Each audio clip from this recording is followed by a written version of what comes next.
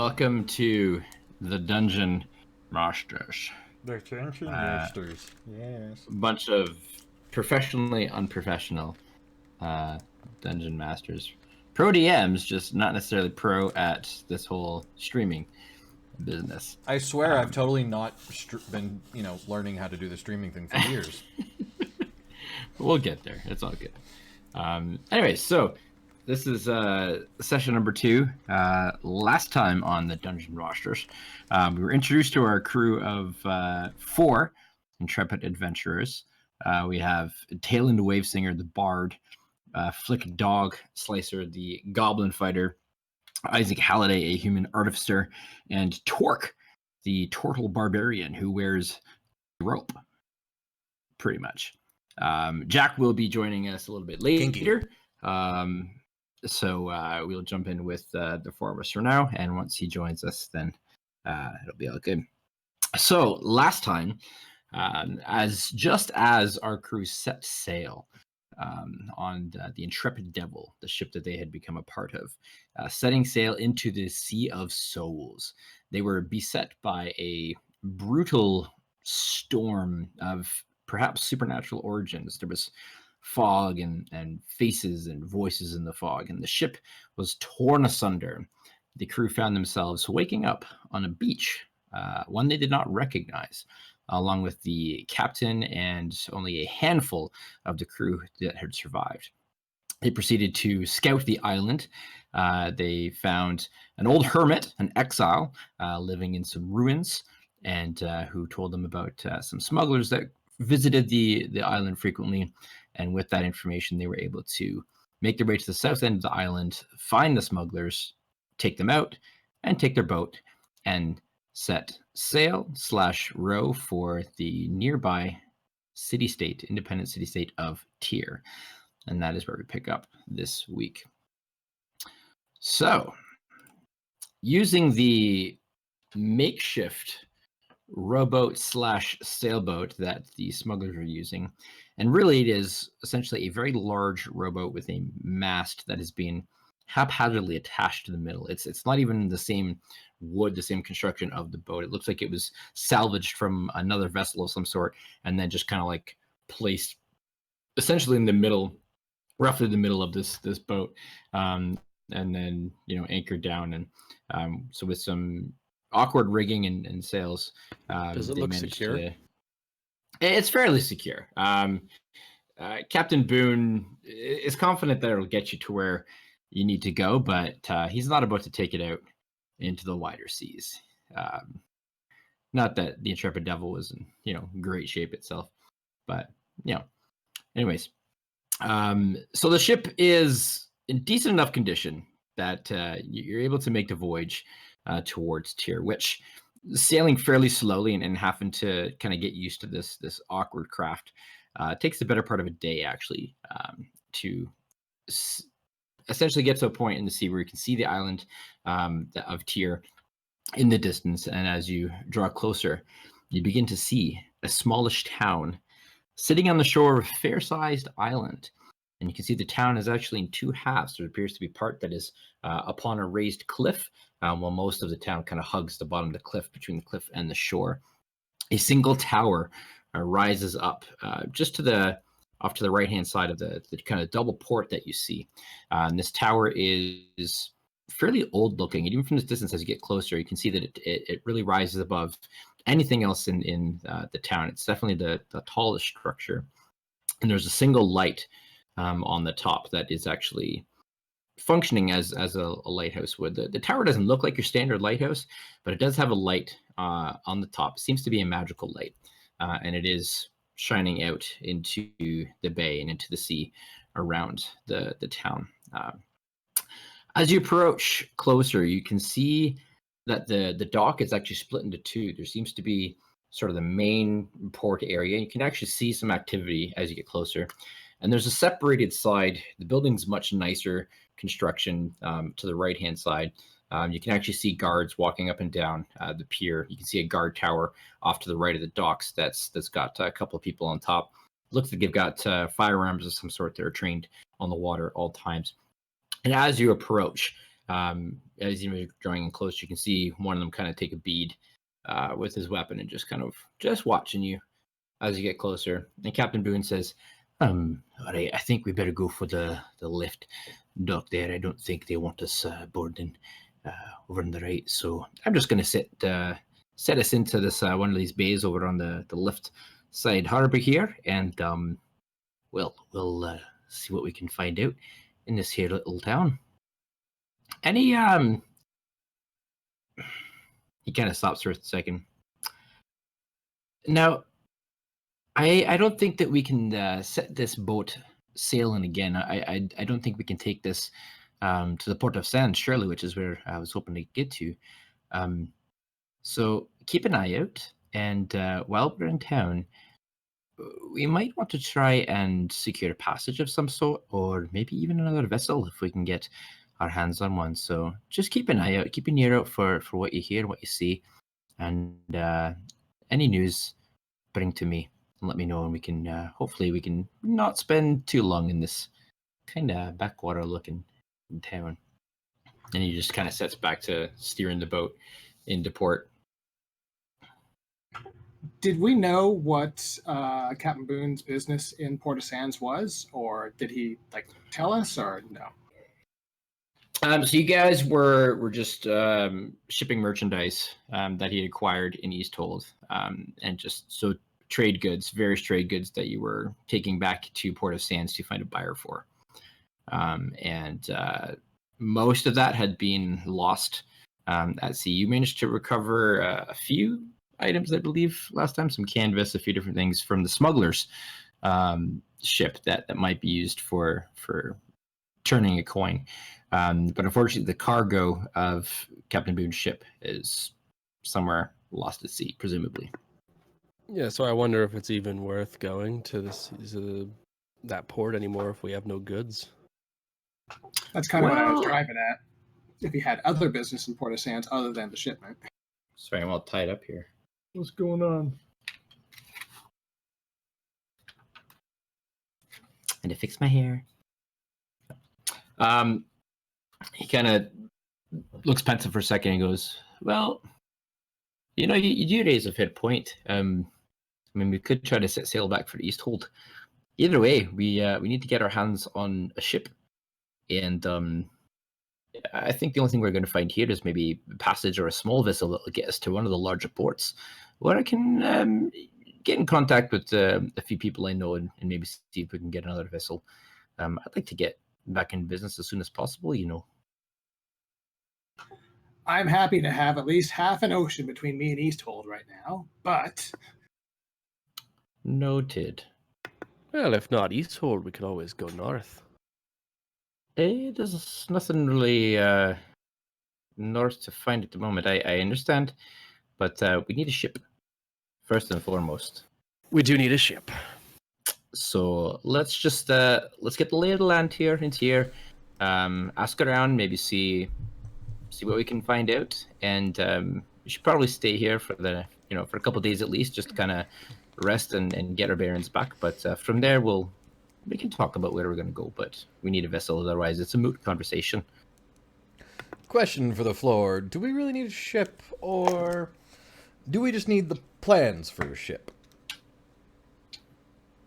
You have any idea how much a ship costs to build? I assume less than buying one based on economics. Hey, but still a pretty penny. You're looking at thousands of gold. And unless any of you got that just sitting in your pockets, which I from the mean, looks of I'd I kind of wager doubt. it might cost nothing. You're a little bit naive on that, I might think. Did we it's not so just easy come to from an ask. island covered in trees? So how long do you want to spend here in Tier? You want to spend a couple of months here while More find somebody to build importantly, a ship? do we have the money to buy a ship? Well, okay. That's what I'm saying. We need to find passage out of here. I have some contacts in various ports that can possibly get us a seaworthy vessel. We just need to get there. I've been around It's not there. fair bit too. I might know somebody here. So I just want to find something that'll get us out of here, and I don't trust this vessel we're in right now to get us very far.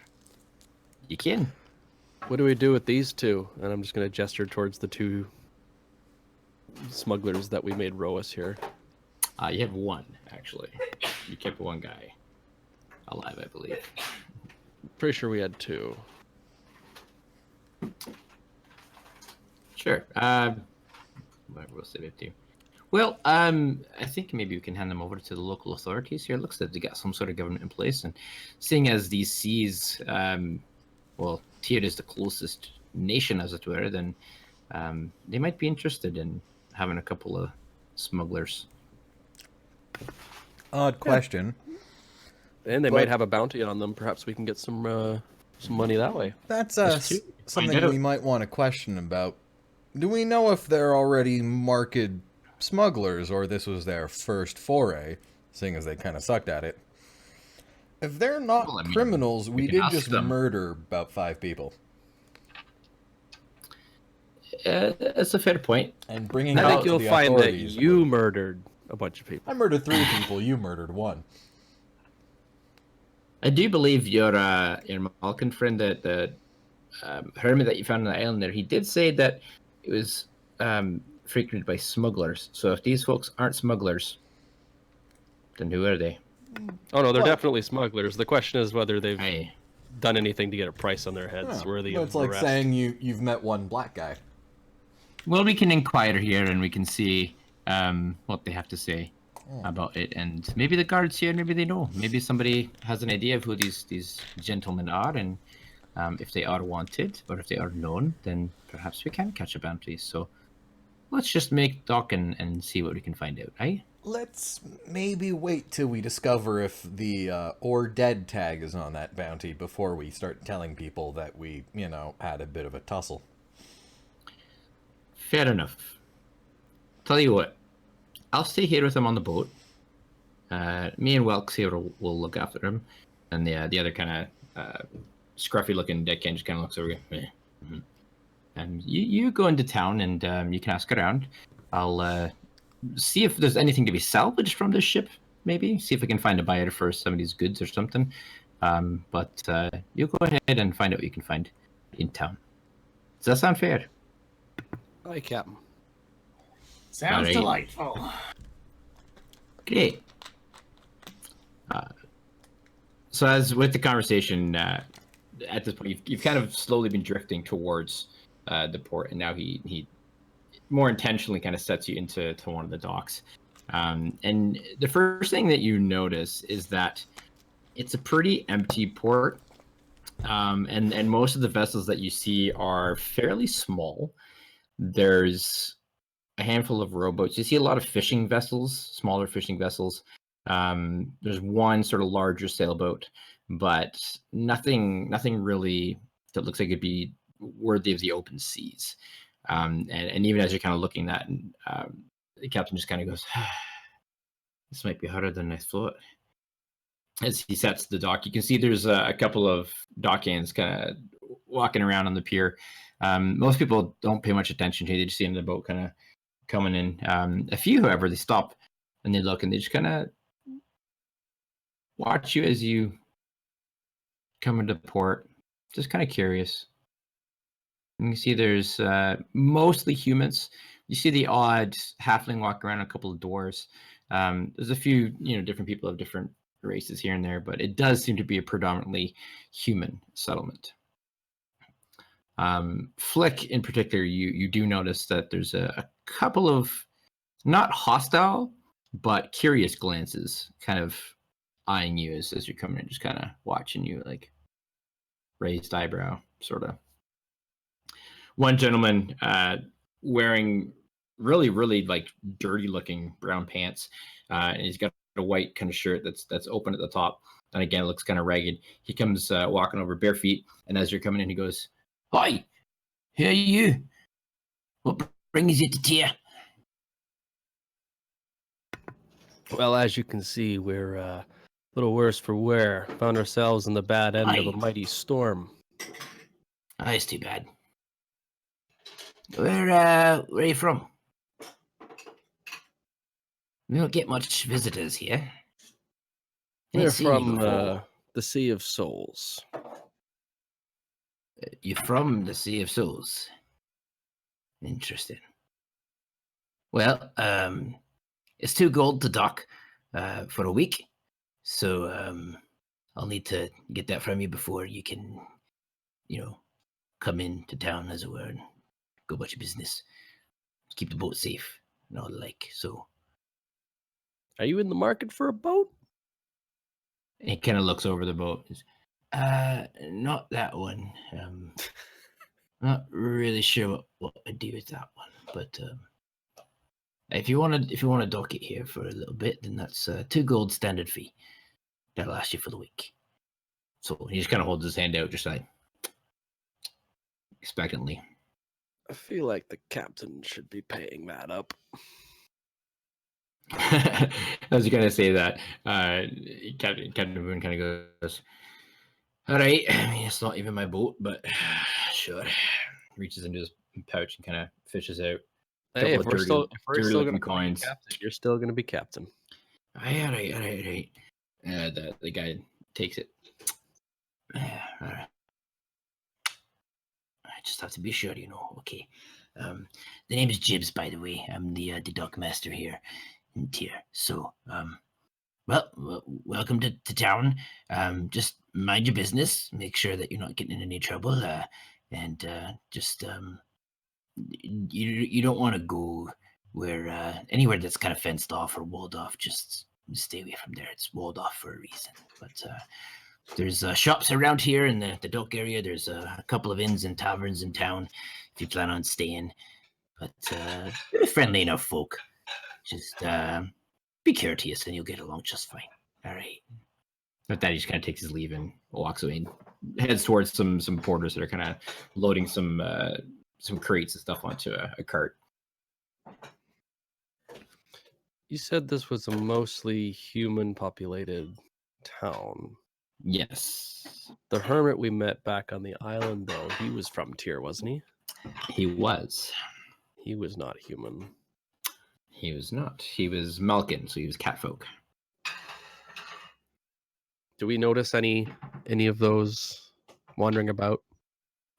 You make a perception check. Okie doke. Oh, that's not good. That is a 7. You don't specifically see any Malkin, but you do see like members of various species. So it's like it is mostly human, but you do see other individuals walking about enough that it wouldn't be unusual for a Malkin to be present here. Okay. Yeah. At any rate, I'm going to definitely hood up, try and conceal myself at least a little bit, so I'm not drawing so many stares. Just try and make myself look as gnomish or halflingish as possible for now. Gotcha. You need some stilts and a trench coat. I need a disguise self spell. It's coming. Working on that. You figured out the name of the spell in the book? I think I got it narrowed down a bit. Awesome. All right, so you find yourselves in the town of Tyr. What would you like to do? Well, first things first, let's get the whole cat. Those are not toys. Let's get the whole thing with the smugglers taken care of, and see if we can maybe get some money for the. I hesitate to call it a boat, but the sea vessel. Not even that's a bit of a stretch. The dinghy. Yeah, more or less, right? The aqua vehicle. The aquatic vessel. The aquatic vehicle that we have commandeered. The conveyance that we use to arrive. Yeah. I mean, surely there's at least some kind of wood scrap market. I mean, you got to get something to repair ships with, right? You assume so. You assume you could probably get something for it. Yeah. Isaac. You think you could do some of that crazy talk you have and sell that boat to somebody who maybe doesn't understand that it's a piece of junk?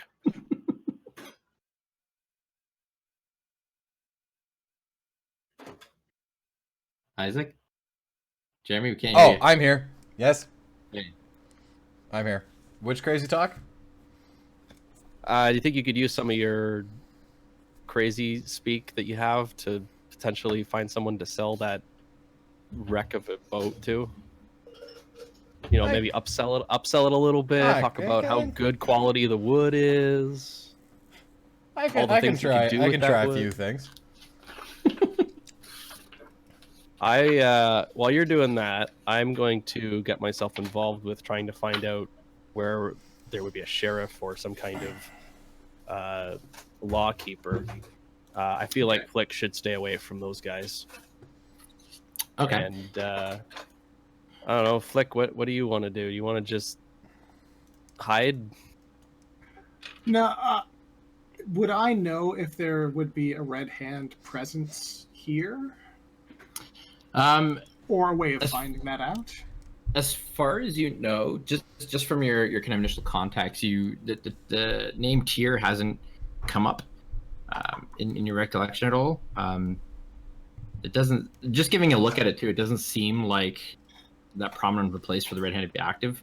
So something you'd probably have to perhaps kind of on the side ask around to find out.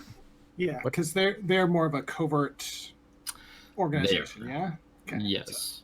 They don't go around leaving red handprints all over all of their secret bases. No, and what you know about the Red Hand is that they're very covert in ports and in cities where slavery is present, because that's really where they run into danger. But in places where slavery is outlawed, the Red Hand are more or less welcomed, and their presence would be tolerated, would be known a little bit more openly. Which of those categories Tyr falls into, you have no idea. Right. So I guess that's my goal, is then to get a sense of whether they would be here, and if they are here, then I would make contact. And if they aren't, then I guess I can find some way to get a drink. Okay. So we'll start with looking for the law. They're easy to spot. You can see what appear to be guards. They're working around in leather armor. You can tell that they try to polish it and stuff. It's not the nicest armor, like not wearing chainmail or anything like that. It's just kind of basic leathers. But they do have a light blue tabard that they're wearing. All of them are kind of marked with that. And that kind of, you notice that the only individuals you see wearing that specific color and leather armor appear to be guards. A few of them have crossbows, one or two look like they've got maybe some sort of firearms, but most of them are walking around with, a sheathed sword and a halberd. And there's not a lot of them. Like, so even just the docks right now, you see 2 or 3 of them just kind of walking around, some just kind of standing on the street, just kind of watching people go by, kind of keeping an eye about business. Your initial inspection of them, though, they do all seem fairly bored. You kind of get the sense that not much really seems to be happening here. They're just kind of like, it's a sleepy town that needs a bit of livening up, is what you're telling me. Isaac, you find as you're kind of looking around for somewhere you might be able to sell the ship, just off to the left, one of the buildings to the left, as you kind of are standing on the dock, there's a big sign that says the wharf, and then underneath it is sprawled shipyard, and you can actually see there are within and without, there's like different ship parts. You can see part of a mast, you can see rigging kind of bundled up, and this seems to be the kind of place where ship parts and repairs would take place. Do I notice a discard pile by any chance? Make a perception check. All right. Great. My best score. 6. Hard to tell what might be discard and what might actually stuff that is set aside for intentional use. You'd have to get closer and really do a more thorough inspection to get a better beat on that. All right. I'll keep looking and just in. Can I do a general investigation check of just pretty much every bit I walk by, strolling through the store or strolling through the building and, you know, sussing out everything around me? Sure. Go for it. I mean, I can see pretty much everything that's there. It's not like they're hiding things. Or... There's you can't see the entirety of the of the premises. So just for case of point, or for reference here, if you're on Roll20, it's the building the very far left. And so there's kind of a work yard that's in behind. And so you'd actually have to make your way kind of in and to the back to really get a beat on all the equipment and everything that's around. But there seems to be those docks actually that are right in front of the wharf building. You can tell the ships there are in need of repair. So this seems to be thinking like a mechanic, right? Where you got the bays where the different vehicles are parked into. That seems to be what this section of the docks is for. And so there's random piles of stuff kind of laying around. And there are people at work. There are some shipwrights that are at work repairing vessels. You can hear some, cutting and sawing and stuff, hammering going on inside the building as well. Looking at the building, does it seem like there's any point to Ian there? The Roll20 map is a bit cropped. That's not even just on my screen. It's straight up just. I don't know if it's Craig's fault, because I zoomed out at one point and actually for a split second, like, showed the rest of the map. Does weird things. I don't know why. I'm not gonna touch it. I zoomed in doing and moved the right a bit thing. I got it to display. So I'm gonna do this. Roll20 does some weird things sometimes with Do. when you zoom in and out and repositioning. It's a little bit glitchy that way. Boom. There we go. Yeah. So you're looking at this building here. Okay. So, but it doesn't look like there's like a gate or anything. It's just kind of an open workshop, like most workshops would be. Yeah. Does anyone kind of look at me as I walk up to this dockyard and I'm just kind of strolling around? If you're making your way right over to the premises, definitely there's one individual, dark-skinned, older-looking human. You can see like just sweat, kind of pouring off, and he's in the process of. Looks like he's kind of prying some nails out of a couple of planks, some repurposed planks. And as you approach, he kind of looks up. What can I do for you? Oh, not much. I'm just really looking around. I was kind of hoping I would, okay, I'll be honest. My, well, let's call it a boat, is a little bit ramshackle at the moment. I wasn't sure if I was going to, take it apart, sell it, or even, just fix it. Personally, I'd like to fix it. I was kind of just, I wanted to peek around, see what's in a scrap pile. I've always found the best upgrades come from junk. You know what I mean? You can see as you're talking, he's actually kind of looking over your shoulder at the ship. He's just like, yeah, I saw you guys come in on that.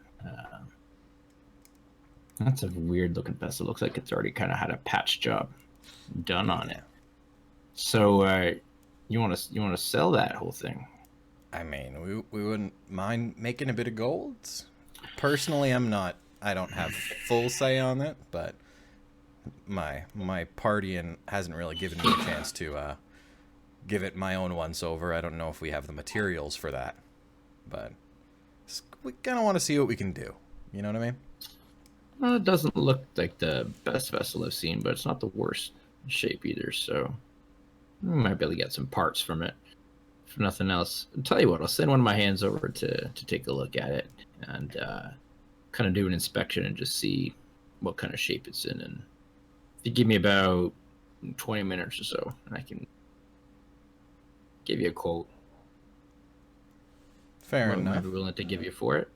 Depends on whether it's just we're just gonna use it for scraps, or if we can fix it up and sell it as is. That's gonna factor into the price, if you understand. Oh, of course. And I'm gonna keep my look around. Still not. I want to see if I can find any sort of. I want to look and kind of take an inspection of everything else they're working on currently. Okay. Is there anything that really piques my interest of maybe a noticeable bit of damage or anything like unique that's being fixed or worked on or improved? Not really. From what you can tell, just even based on the town itself, everything in here is pretty basic. And from the vessels you've seen, mostly fishing boats. So there isn't really any even like parts or anything that kind of stand out. It's all pretty mundane, pretty run of the mill. It's like you just piles of planks that would be used to to fix the side of a boat. Small masts, some rolls of canvas, things like that. But I noticed a couple fishing boats, right? When you guys were coming in, yeah, you could see that there were a handful of fishing boats that were currently docked. Okay, because the first thing my mind would go towards is anything I can find that, I might be able to upsell something or, benefit us financially if I can improve something or offer my own handiwork to upgrade or do any kind of physical labor. Hard to say. I mean, you're not exactly a shipwright, so to speak. So, I mean, I don't need to be a shipwright. Well, you can't just be like, I'm going to fix everything I see. I mean, Isaac already knows how to upgrade those fishing rods he sees. Do I see any copper? Like any kind of sheet metal? Okay, you're not just going to walk around. I'm just going to lay this out here, saying you can fix everything you can see. Oh, I'm not trying to fix anything. Way too, I'm not even trying to fix anything. I got a plan. Do I see any sheet metal? No, there's no metal. Damn. All right, I got nothing then. No, it's literally like it's the most basic, shipyard for fixing up small boats. Nothing even of a large scale. It's primarily what's in here is kind of fixing up local vessels, from what you can tell. They don't do much business in even building large vessels, or even as you came in, you're told that they don't really get much visitors. It's kind of locals for the most part. All right. It's pretty backwater. You're kind of, it's a boony town. I'm just gonna. He said he's wandering over. I'll say I'll turn to him and say I'll go let the rest of my my friends know. But if it helps, I've not really worked on ships. I'll be honest. And I just kind of like lift up the giant book that's half the size of my body. This isn't really a guide on how to make boats per se, but if you need any just labor or anything that might, help us out, let me know. I'm usually more for the mechanical things. If you need a clock fixed, persuasion check a little bit better. Yeah, 17. Okay, he kind of looks you for a second, looks at the book. Seems to be kind of giving you once over. He's like, I do have a very large wrench as well and tools poking out of. I trust my workers here in the shop, but you're gonna be around for a while. I don't really have any way to leave, so. I'll let you know. All right. I just, I don't really have the gold to buy a boat, so trying to do what I can to barter the wheels. Yeah. Services. Spent quite a few years traveling around and bartering services. It's Well, I mean, if you're looking for work, you can always try one of the inns, either the Cliffsong Inn or the Vale Forge. There might be some folks in town that might need a hand with a thing or two. Okay.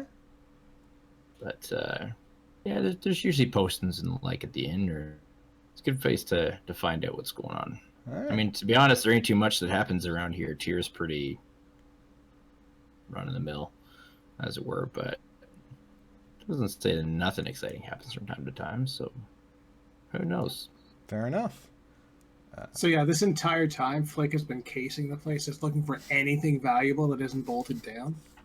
Did you go over to the shop with him, or whereabouts are is Flick at the moment. I figured we were all sort of like moving together, and I saw him go in, so I'll at least sort of be, tagging along, not necessarily associating with him, but just sort of in the shop at the same time while he's got the shop. While he's got the guy busy talking, I'll be looking around. All right, go ahead and make an investigation check then. If you want to do it stealthily, make a stealth check first. There are workers kind of at work in here. You see about 3 or 4. All right, so that's a 27 on the stealth. Jesus. With the nat 20 on the stealth check. Okay, then. You just blend into the shadows. Nobody notices. No one sees what I'm doing now. Sneaky goblin.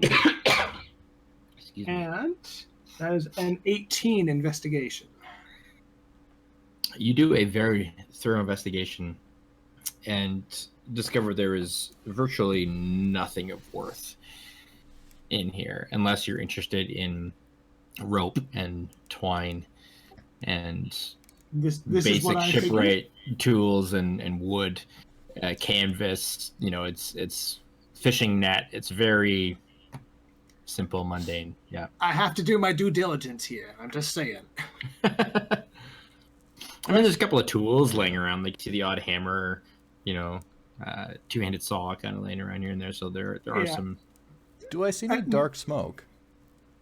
Any dark smoke? Yeah, or any just noticeable trails of sooty smoke? Not in particular. No. Like, there's no anvil or anything in here. Yeah. You actually don't see a smithy kind of in the shop. There might be someone like somewhere else where the stuff is actually made. This just seems to be where stuff is actually assembled. Yeah. Wood is kind of brought to, fit into ships and different things like that. And Talon's wandered off, correct?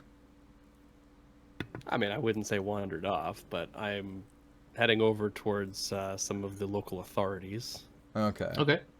I'm going to kind of keep wandering as well and see if I can find any sort of smithy on my way to maybe other places that were mentioned. So yeah, I definitely heard the mention of an inn that had job postings, so that I'm going to get directions and make a beeline for that. While you guys are... I will as well keep an eye out for a broken fishing rod. A broken fishing rod? Yes. Okay. The reel in particular. Okay.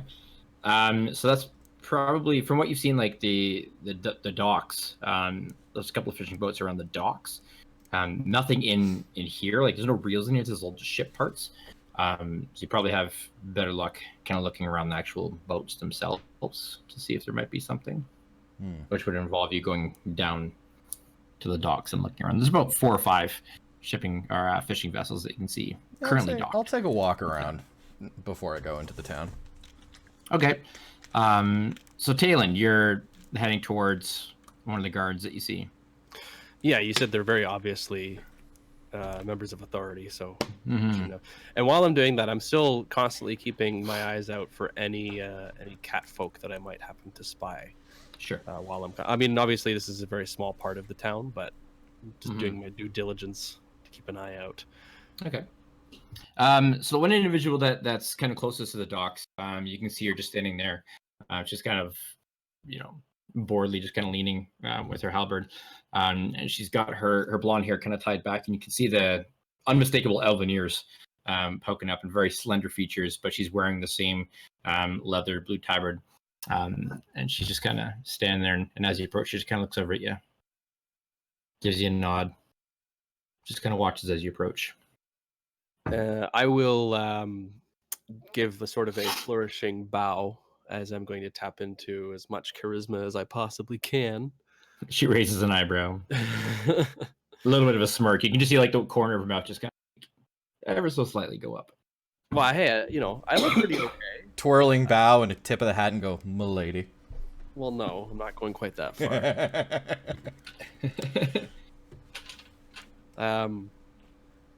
far. Greetings and well met.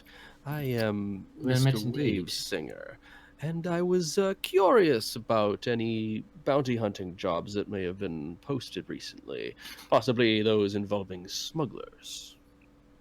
She kind of thinks for a second. Not that I know of around here. We don't really get too many smugglers coming into Tyr. I mean, there's not much to smuggle. in or out of here. It's a pretty boring place. Not actually. necessarily in the town itself, but of course, you do have trade, and smugglers are We do have some- a problem with trade. So even if they're in the area, they would, of course, be an issue to your economic status. And as such, it would be a great boon if someone were to bring in some of these hooligans to improve the state of trade and economic growth for the town. So your eyebrow goes up a little bit farther. This one says, "Are you saying you might have some smugglers that you're looking to get a bounty on?" Well, as it I'm reading happens, it right. I may have come across a few of the ne'er-do-wells in my travels, and I would like to see them brought to justice. As Well, a you're good doing the right thing by reporting it to the guard, of course. She kind of thinks for a second. Well, we don't have any bounties out per se for any specific individuals. I'm sure we can scrounge up some sort of reward for your troubles. May I accompany you? Do you have? You're saying you've encountered some, and I'm curious as to why you might be asking this, unless you Oh, actually yes. have. Well, as it happens, with you. I do indeed have them with me. I'm there being watched over by our illustrious captain. You can follow me right this way, and I can show you. All right. You see, as she starts to follow, she kind of looks over her shoulder and nods towards one of the guards. Very young looking, probably like just into adulthood. Scraggly human. He's got kind of like patchwork facial hair just starting to form. And he just kind of like hurries and like catches up to her and like matches her step and just kind of walks along. Looking very like the leather armor even looks a little bit big for him. You can tell he's definitely a junior member of the guard. And she seems to have some sort of authority over him, and he just kind of follows in steps. So the two of them now accompany you down towards the boat. I feel a little overdressed for this situation.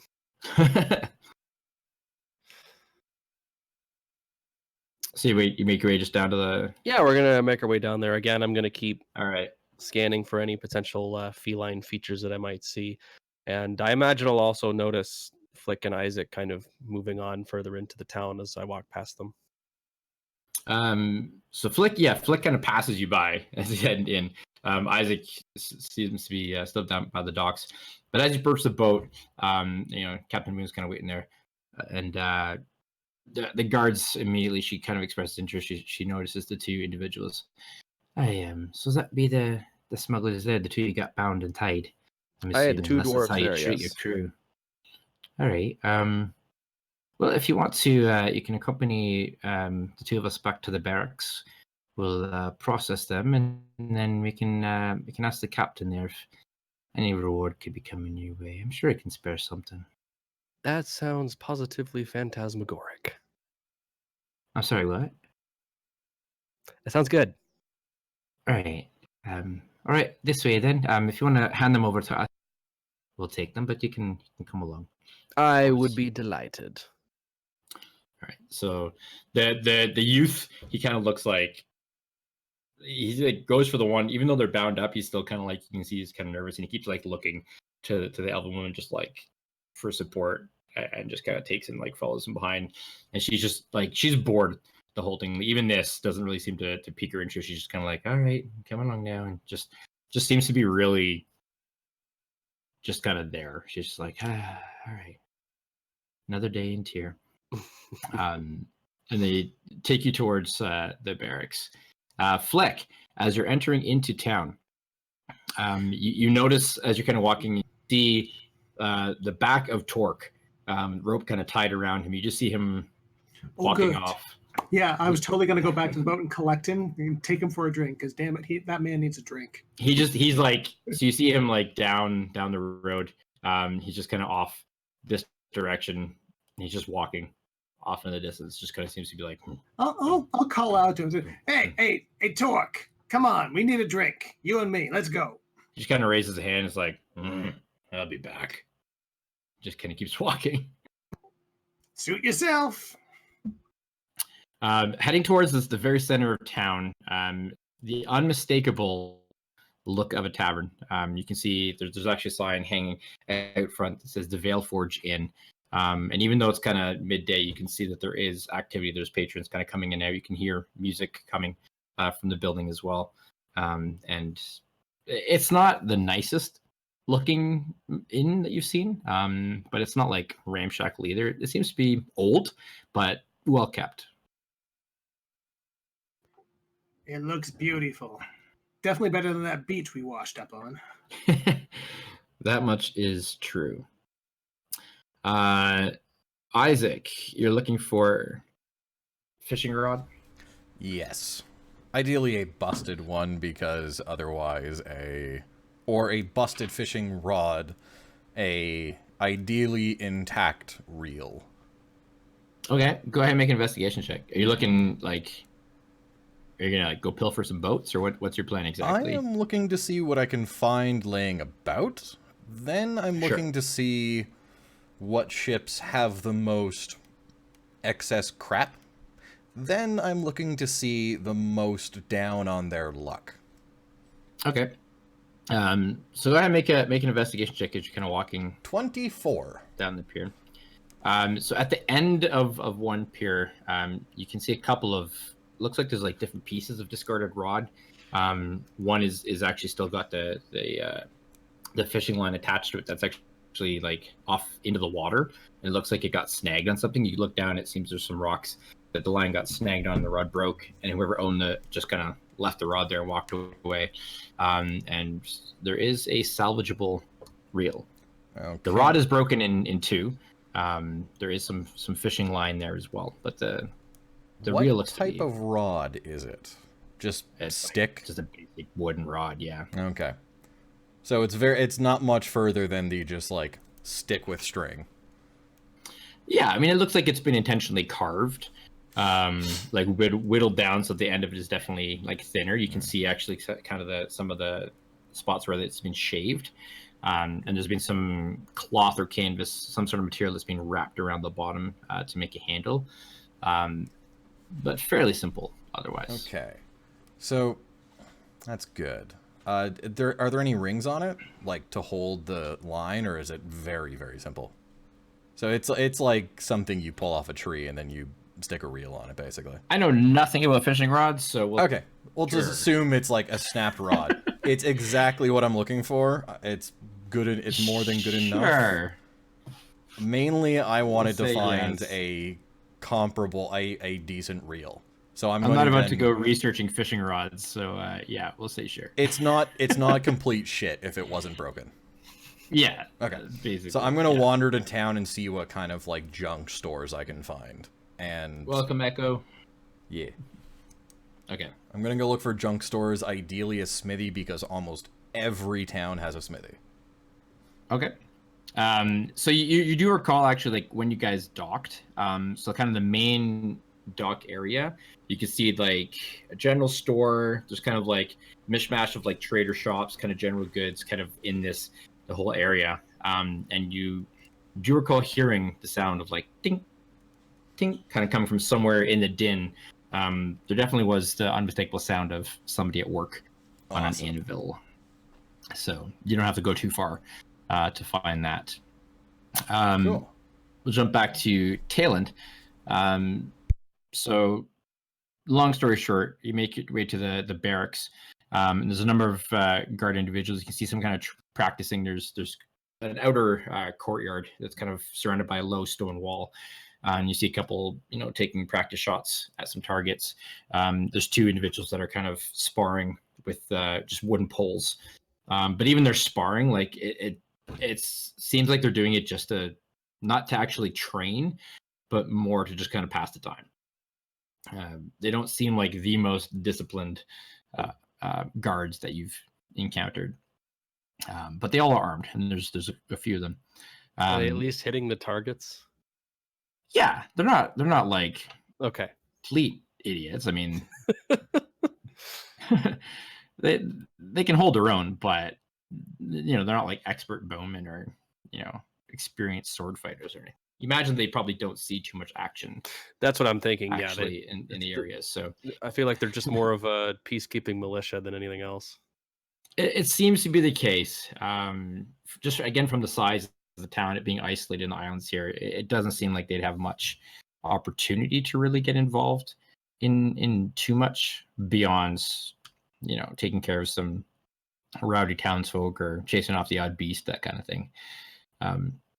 But you are offered a small bounty of 2 gold per smuggler. I mean, it's something, I guess. It covers the dock fee. That's true, and then some. So that's they're willing to give you 4 gold for handing over the 2 smugglers. This is the captain of the guard. Yeah, the only one that actually seems to be more well kept. He's got a nice kind of trimmed black beard, black hair kind of combed back. His armor definitely seems to be, even though it's leather, like it's polished. You can see some stitch marks that he's tried to kind of take care of it. He also seems kind of bored and just kind of more going about his duty. But he seems to be a little bit more put together than the rest that you see around you. Tell me, good sir, this reward money, this come from the coffers of the Vale family? No. That would just be from our general funds. The Vale family would not pay for this kind. Tell me then, are you paid? How exactly are you or your fine guardsmen paid? Well, I never really thought about that. We collect our dues from the town hall at the end of every week. The clerk there just kind of takes care of that. So, you see, it seems to be something he's actually like never they just get paid, and he just kind of takes it for granted, and he's never been asked where it comes from, and so now he's like deep in thought, just been like, where does it come from? So what you're saying is you do not work for the Vale family directly.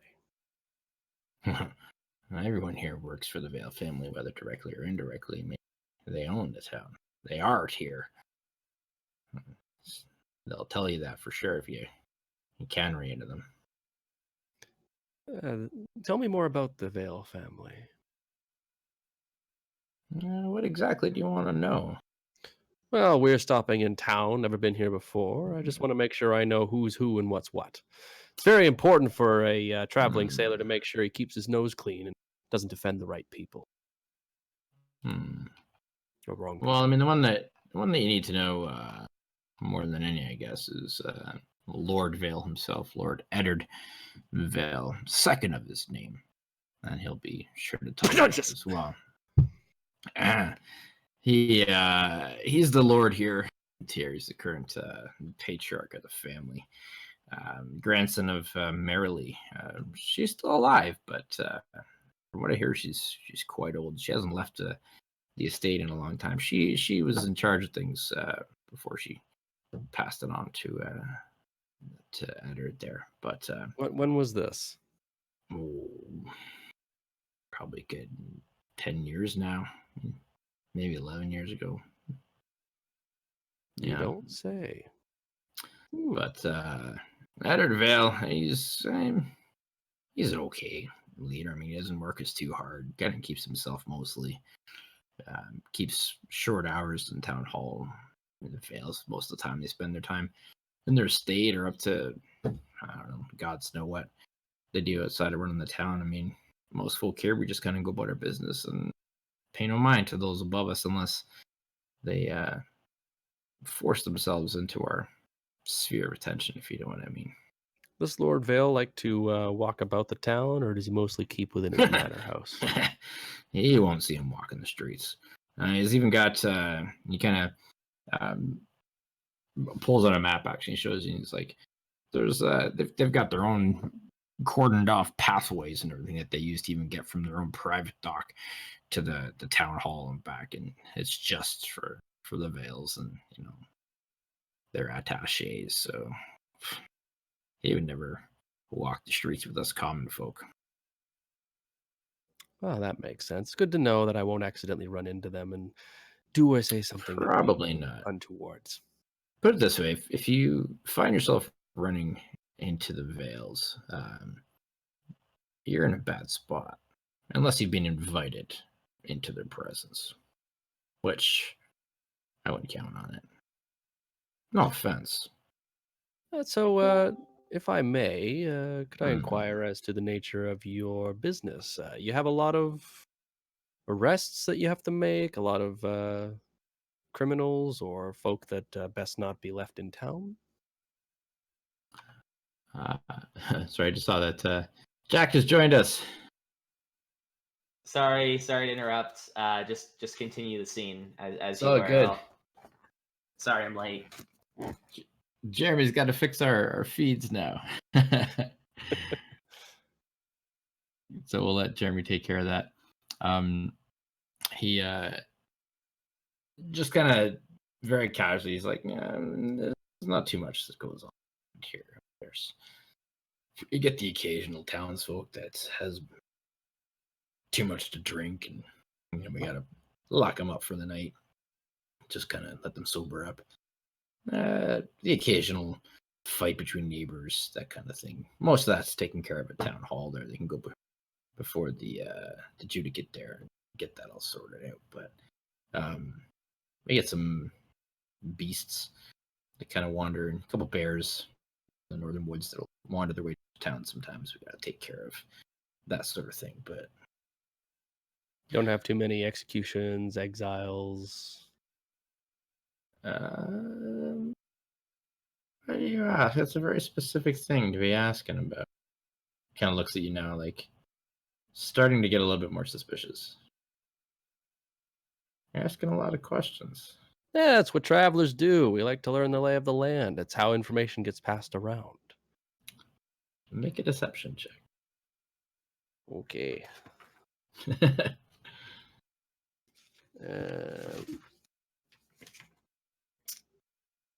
Yeah, I don't think I'll do that just yet. Ooh, that's not bad. It's 17. Okay. Kind of stops for a second and goes, huh. Guess there's no harm in telling you. I mean, I think we had an exile 7 or 8 years ago, maybe. I wasn't part of the guard then. Yeah, there was some funny business that went down in town, some sort of scandal. You know, we had one of the Malkin folk there got exiled. Can't remember his name though, but not too much other than that. The last execution we had was probably before my time, probably good 40, 50 years ago. And there's records of that kind of stuff, but Exiles are not normally a thing that you do, though. Just that one on. Kind of seems like you don't have a whole lot of work around here. Is all I'm saying. Well, it's nice of you to point that out. But you're right. But hey, I get paid, so Exactly.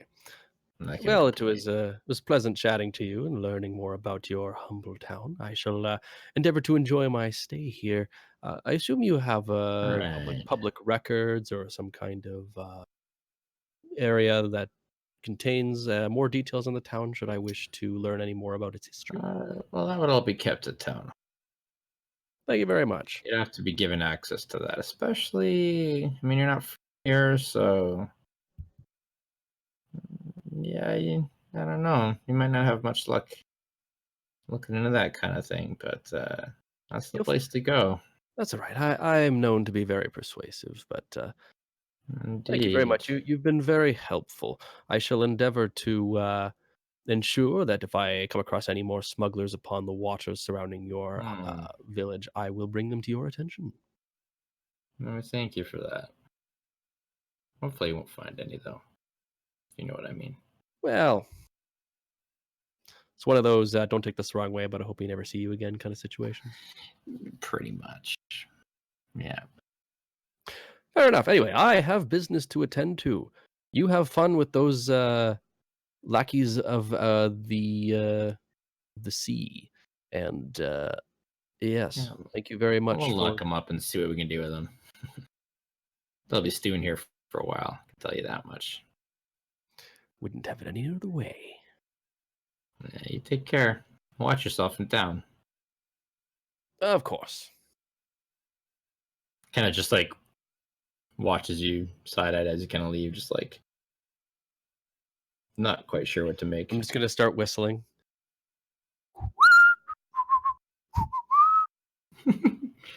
Awesome. Mr. Flick. Actually, no, let's see what Torque is up to. So Torque, as you guys entered town here, you kind of wandered off to out into the fields to the east of town. What's Torque getting up to? I think Torque, being someone who was sort of separated from civilized society for so long, is still sort of getting used to the idea of being around other people. And I think one of his sort of lacking social skills is the fact that he is want to just wander off without telling anyone of where he's going or when he's coming back. But I think he's just going on a walk through town right now, and he's just sort of people watching, I think. Okay. I don't know how he'll be received. I don't know if this city is a frequent stop for Torals, but so you do notice there's these occasional odd glance towards you. Turtles, especially in the areas of the islands and the seas. I mean, they're common enough that people know their existence. So you're not drawing too much untoward attention, but there is the occasional kind of extended glance as they just kind of watch you pass, just more curious than anything. Couple, head nods. Most people seem to be pretty polite for the most part. It seems to be a fairly quiet, polite town, from what you can tell. No one's trying to front on the 6-foot turtle. No, they just kind of curiously just watching and like a couple of shrugged shoulders, just okay. I guess else. Probably some Torque's children not pointing. gonna. Yeah. a lot of whispers. Yeah. Is there are there like any sort of food stands or anything available? Anything of the kind around? So most of that stuff was actually back at the docks. Seems sorry. to be. I missed a little bit of context. Sorry, guys. Definitely. So that the dock area seems to be the general, it kind of functions as like the docks, functions as the market. Trade shops are there, smithies there. It seems to be kind of the hub where most of the business takes place in town. And it's a small town, so I mean when I say business, we're talking like small town business. It's not like bustling or anything by any means. Now, as you're walking, if you make your way kind of towards the east side of town, though, and out of the gates that are open, you do see like farm fields out in the distance, and there seems to be agriculture that kind of surrounds the town. Okay. I think Torque is going to sort of snoop around the farms a bit, see what's growing, what's in season. Okay. Just kind of make your way out there. Mm-hmm. Making my way downtown, if you will. Making your way out of town? Yes. All right. Flick, I'm assuming you're entering into Vale Forge. Darn tootin'. All right. So immediately upon entering, you actually do see another goblin individual sitting in the corner talking to a halfling and a dwarf. And the three of them just seem to be in conversation at the table. And you've noticed that you haven't gotten too many looks. You've gotten the occasional glance, but you realize, okay, I'm not the only goblin, at least in the town at the moment. She seems a little bit older than you. She just kind of looks in your direction for a second as you enter, and then just like goes back to conversation with the other two. Kind of like just a very casual like acknowledgement of like, hey, I'm a goblin, you're a goblin. Yeah, So- yeah. Just the slight head nod. Yeah, I'll take Exactly. my hood. I'll take my hood down, and so do the nod back, and yeah, all right, yeah. So almost immediately upon a portly halfling man with a very kind of like thick, like almost bubbling, like double chin, hanging down, like very overweight, just kind of like waddles away over to you. Hi, welcome to the Veil Forge Inn. My name's Tuppy. It's great to have you here. I don't think I've seen you before, so you must be new to town. But come on in and grab a seat at the table, at the bar, wherever you want, and we'll get you served anything you like. The Veil Forge Inn has the best fare in town. Fantastic. Make it bubbly and make it wobbly, and I'll be happy. Oh, we got ale, we've got cider, we've got even some fine elven wine. I mean, what exactly is it that you're looking for, my little green friend? We'll start with ale and we'll work from there. And maybe something to eat. I don't care. Local fare, some bread, some meat. I don't really care. Just something for the ale to wash down. Yeah, we've got some good. I think we've got some schnitzel that's been worked up in the kitchen right now, and some good locally made bread and some fresh veg. I have no idea Go what sit down. any of that is. No idea what any of that is. Bring it all. It's good food. Do you have rooms here? Well, we do have rooms, but we currently don't have any available. You might want to try the Cliffsong Inn. That sounds I think they got pricey. Well, they're up on the cliff. That's the name. But unfortunately, we're all booked out right now. We've got no spare rooms, but they might have something. Might want to check them. But you're welcome to eat here anyways and stay for a meal. Come, find a table, find a seat. And then another patron is kind of entering in behind you, just kind of like, not like rudely, but just kind of like passes you off. It's like, oh, hello there, my friend, and just turns and goes to the next person that's coming in.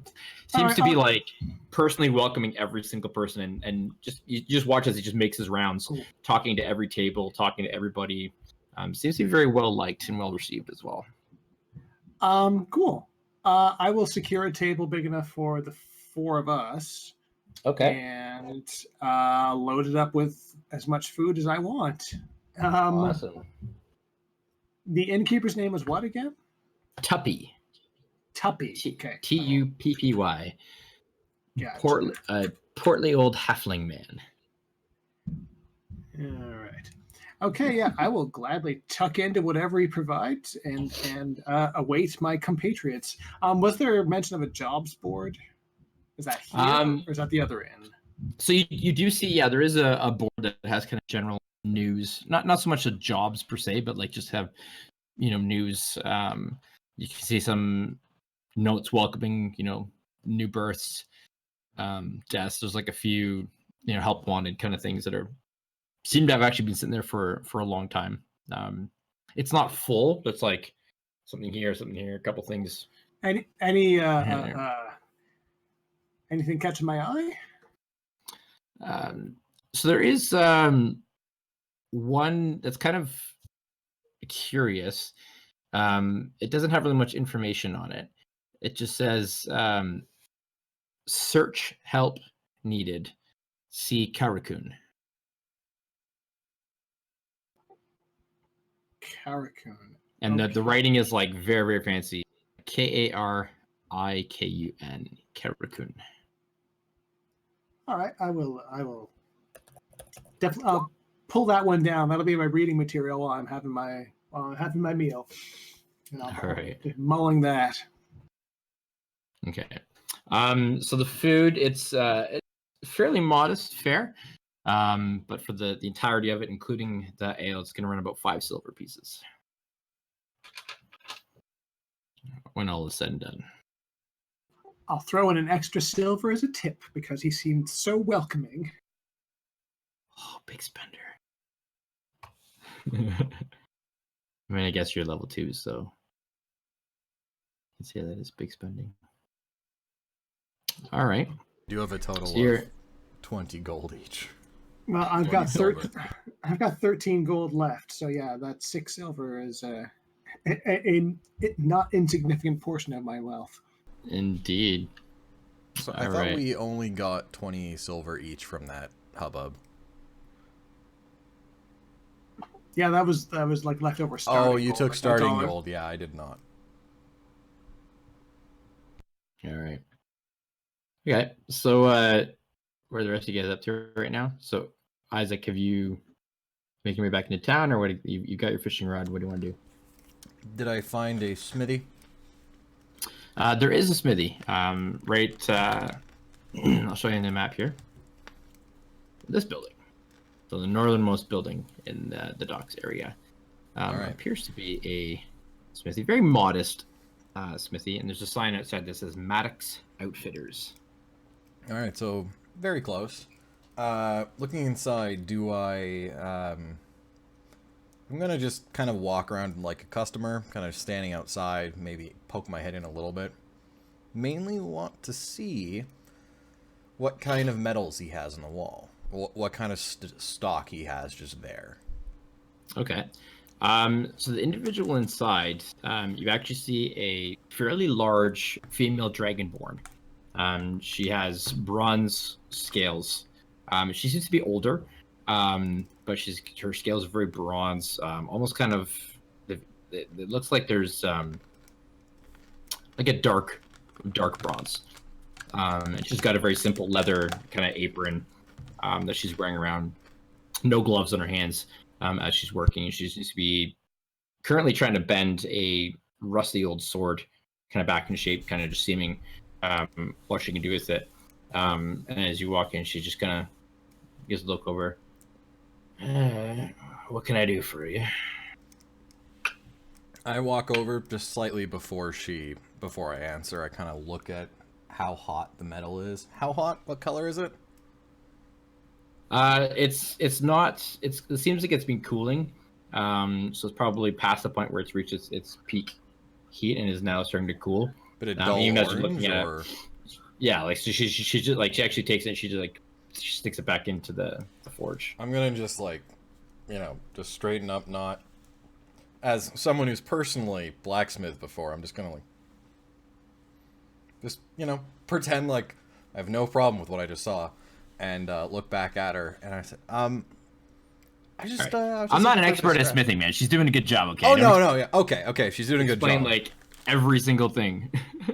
See, that's the problem. I'm like, competent. I want to tinker, so I'm just checking. Okay, I'll ask more generically. I understand, but me as the DM, I'm not an expert smith. Fair so enough. I what put color myself a on the sword spot is supposed to be. Well, it actually varies wildly. So yeah, that was an unfair question to give anyone. No idea. She's competent at her task. From what if the metal is like not hot, not colored at all, you really should not be hammering it. That's a horrible thing to do to fix a sword. Anyways, that's all I'm saying. Besides the point. That's like asking what the ratio of the alloy. I mean, I don't know and I don't care. 1058 bar stock. All right, moving on. Okay, yeah. What kind of stuff did I see in the workshop before I ask her anything?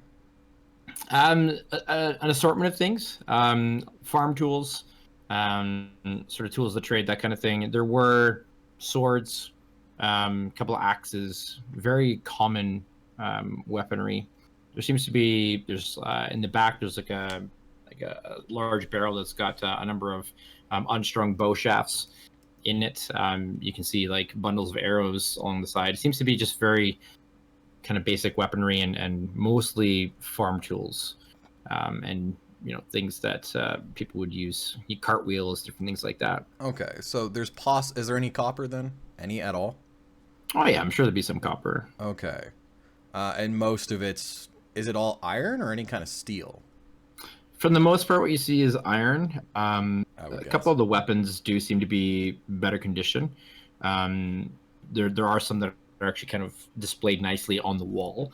So there's most of the stuff is just kind of like on racks, but there's a few that are actually plaqued on the wall. There's a very nice looking great sword, specifically that's got a nice shimmer to it that looks like it's of probably high quality. Okay, then I'm gonna kind of walk up and ask, like, hi, sorry, excuse me. I hope I'm not interrupting anything, am I? Nah, I'm just seeing if I can fix this old blade, but it's probably past the point of repair. I mean, you seem to have the temper really solid there. Kept the heat at a good temp. Oh, sorry, I don't mean to. I always, I get so interested when people are working on things. Fair enough. But you know what I mean. You're Smithy then. A bit of a tinker. I mean, does it show? Just almost screwdriver almost falls out of one pocket. A little bit, but when you're talking about tempering a blade, that's not common talk.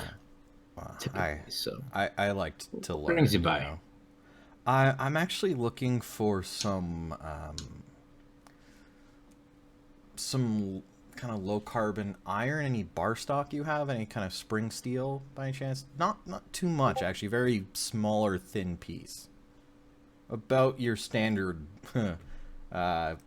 30 centimeter ruler, size wise. If you have anything like that, real thin. All right, thumb it down. You're going way past me, Jeremy. I'm looking for this. I'm looking for literally a piece of metal. All. I'm looking for a cheap piece of springy metal. If she has metal if she has about this much metal to sell. Great, that is much more simple. That's why I went with ruler. Yes, there are various sheets of metal. You can see some copper and some iron and some folded steel. There's all kinds of metal that you find in a smithy. Actually, I got a couple of sheets, pieces I could part with. What would a couple? Exactly? I need some kind of. I'm trying to work on a spring. Really, that's mainly it. A spring. I might have some of those. I mean, we do have. We use some springs for fixing some of the carts and wagons and a few of the other odds and ends we have around here. So, do you have any coil springs? I mean, it's possible. She takes a look in the back. I'll be right back. She kind of goes into. You can see there's a work area that seems to be just her general place of business. She kind of does forging out in the open, and there's like a side quarters kind of off to the back. As anyone worth their salt should.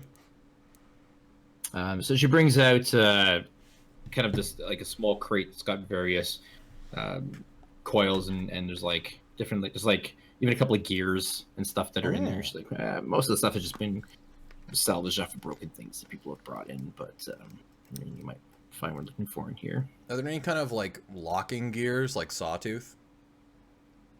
Yeah. Instead of okay, sweet, kind of like latching into itself. I'll pretend I know what you mean.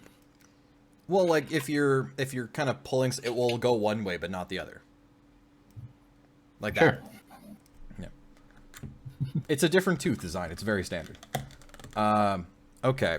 So while she was gone, I would very much have looked at her tools and the sword itself. Can I do an inspection check on?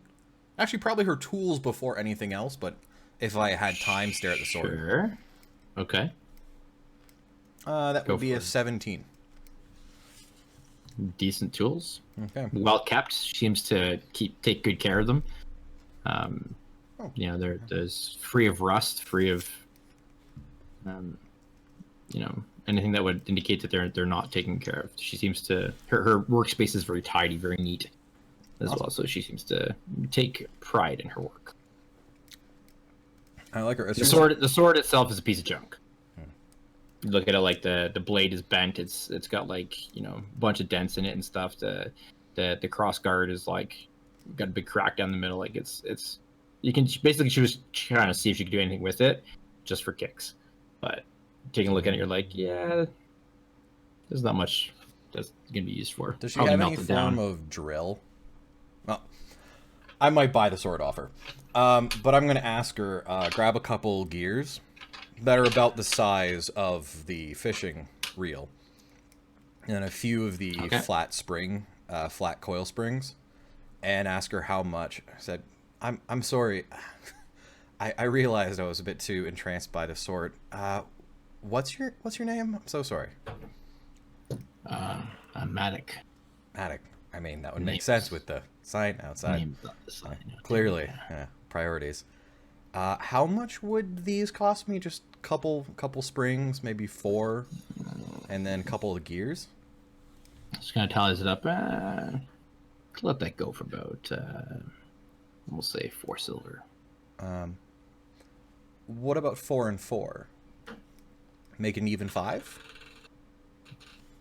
4 and 4. So 2 more gears. Actually, I'll offer... Actually, look at that. How about 6 for 2 more gears? Sure. I mean, I'm not doing anything with them anyway, so... Deal. Deal.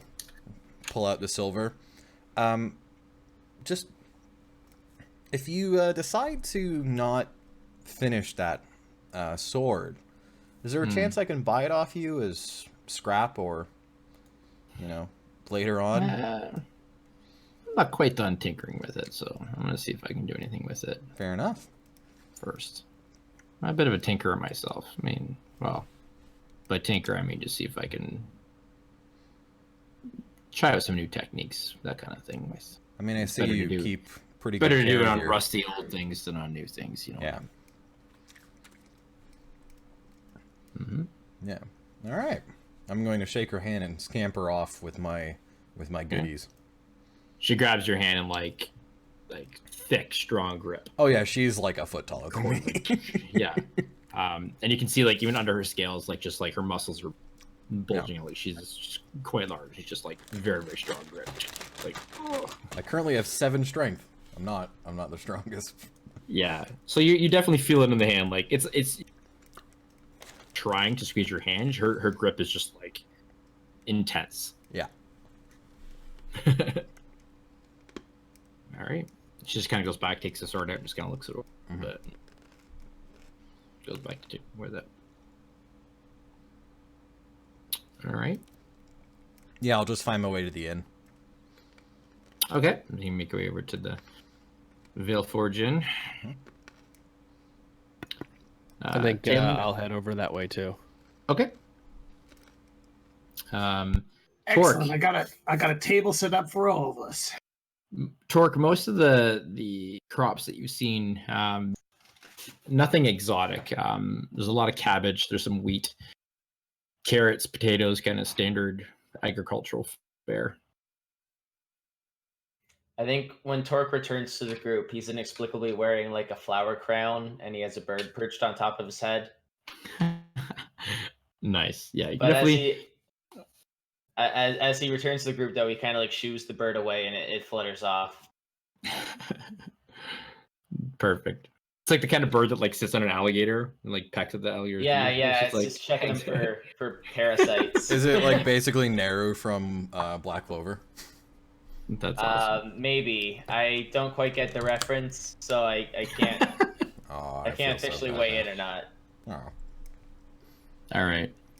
So the 4 of you sit down at the table, walk into the inn, and you're greeted by Tuppy, who kind of greets you all. And you see that Flick has secured a table off to one side. There's already like empty plates that he's already eaten, but there's still like more. There's some full plates and stuff that are on the table with them. Hey, Flick, thanks for saving us a table. So the schnitzel is actually really good. You should try some of this stuff. It's fantastic. The ale, middling. Yeah, well, how's the wine? I haven't gotten to the wine. The ale is passable. The cider, muy bueno. Perfect. Is that Goblin? I don't understand Goblin.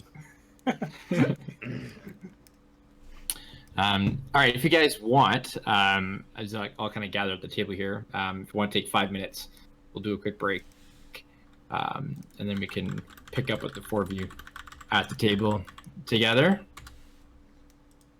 Alrighty. I think now would be a good spot to pause for a moment. So we'll take a quick break and we'll.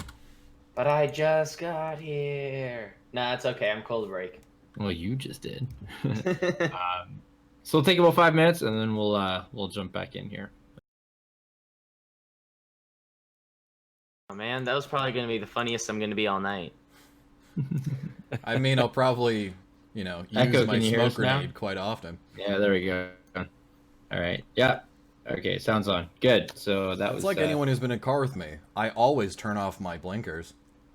Jeremy forgot to unmute us there. So you're sitting around the table, having some cider, having some good food. So for those of you who said you did try the cider, I need all 4 of you to make Constitution saving throws for me, please. You didn't say it was alcoholic. Oh no. I only guessed it was. Of course it's alcoholic. Of course. But Oh, of course. Ooh, that's a bit light. I rolled myself a 13. I rolled myself not good. The 15-year-old will get a 8 on his Constitution saving throw. Okay, 13, 8. The raging alcoholic got a 9. 21. I'm Also, I holding forgot my own. Thank you very much. Side note, I forgot that my Roll20 avatar is currently Daphne from Scooby-Doo, but I can explain that later. That's amazing. Your Roll20 avatar is not showing you were a turtle. Oh, okay. Named Shutterstock. Disregard. Yeah, it's all good. So Torque and Flick, you do notice the cider tastes a little bit off, but it doesn't really seem to upset you too much. But you're like, I don't really know if I want to drink any more of that. There's something funny, sort of a tang in there that's unusual. It tastes a little bit different. There's a reason I steered back to the ale. Got it. Yeah. Talon and Isaac, you're drinking the cider, and after downing a whole pint of it, you start to feel it's not like not a drunk feeling. Something was wrong with that cider. There was something not quite right about it. And you start to feel sick. Your stomach starts to kind of churn and bubble, and you're just kind of like start to feel really heavy. Great, you're feeling a little bit woozy. Again, aside from like the inebriation, there's something else going on. Can I try something? I feel weird. Irresponsible. What would you like to try? I would like to grab a selection of my vials of chemicals I mix smoke grenades and other such things with. Pick one that's hopefully not going to severely harm me and down it in the hopes of forcing myself to vomit. Okay. What chemical? What are you gonna? Shit. What are you gonna go for? I mean, I would very much assume that a character like this would have some form of a nausea-inducing thing, but just something that's not going to kill me, but something that's going to make me throw up. Like, I want to vomit violently. Okay. Go ahead and do that. Yeah. So you're just kind of looking through, like, find something. Yeah. Since you are inebriated and feeling a little bit off, make an intelligence check for me as you're searching through your various vials to try and determine 22. which one is safe to drink. You're like, okay, so you pick one out. You're like, I think it's legitimate. Chug it back, and then safe to drink to then induce vomiting, and then I vomit profusely. Yeah, just like right over the table. I just on the floor to the side. Curiously enough, as you look around the room, there are several other patrons who also vomit, and a few people who begin to look not so well. And you see Tuppy's kind of rush from table to table. There's a bit of a stir, as it seems that other people who are trying the cider are also not reacting so well to it. Something's definitely off. It's almost like we were told about the cider for a reason. I mentioned there's ale, there's cider, there's wine, there's various things. Yeah, so you see there's definitely a commotion. Tubby kind of eventually makes his way over to your table, and he notices the vomit on the floor. He's like, did you try the cider, I'm presuming? Yeah, and then I kind of expediently expunged it. You better start talking, Shorty. Well, it seems that something is wrong with our cider. We got a foul batch or something. I've never had this before. We've never had an instance like this before. I'll be right back. I'm gonna go put a halt on any more orders of cider. Someone else have a better insight check than me. None of that comes out from the kitchen. If you'd like to make an insight check, you. Wow. Flat 17 because my insight is 0. I also got a 17. 17. Man, you guys are on fire. Like, I can't roll for crap. I'm getting I'm getting high and then nothing. So. From what you can tell, he seems genuinely distressed by the situation and surprised. So this was not something he expected. The tainted cider is definitely off-putting him, and he's you can see that he's like, because of the nature of his bubbly nature, he's very friendly, he's very open and welcoming. This is stressing him out. This is something that he's not happy about, the fact that multiple patrons are getting sick from the cider. So he's seems genuine. Okay. Oi.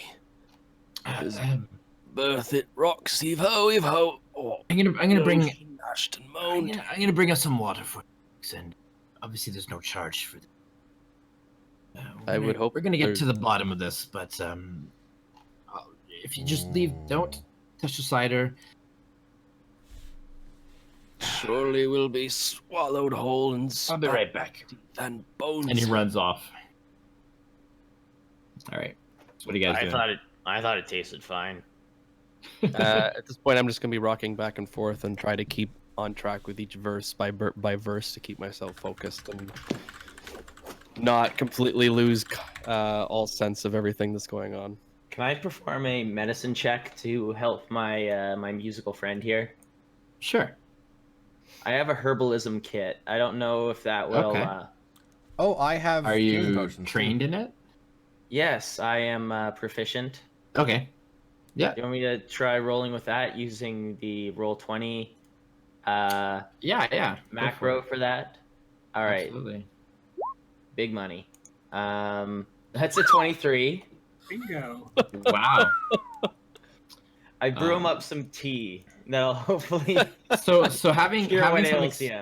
having some experience with having drank foul concoctions, or just come across water that's been tainted by various things, you do have a good knowledge of a combination of herbs that you can kind of just crush up very quickly, kind of into a glass of water, and pass to both to Isaac and to Talon. Actually, that would help them.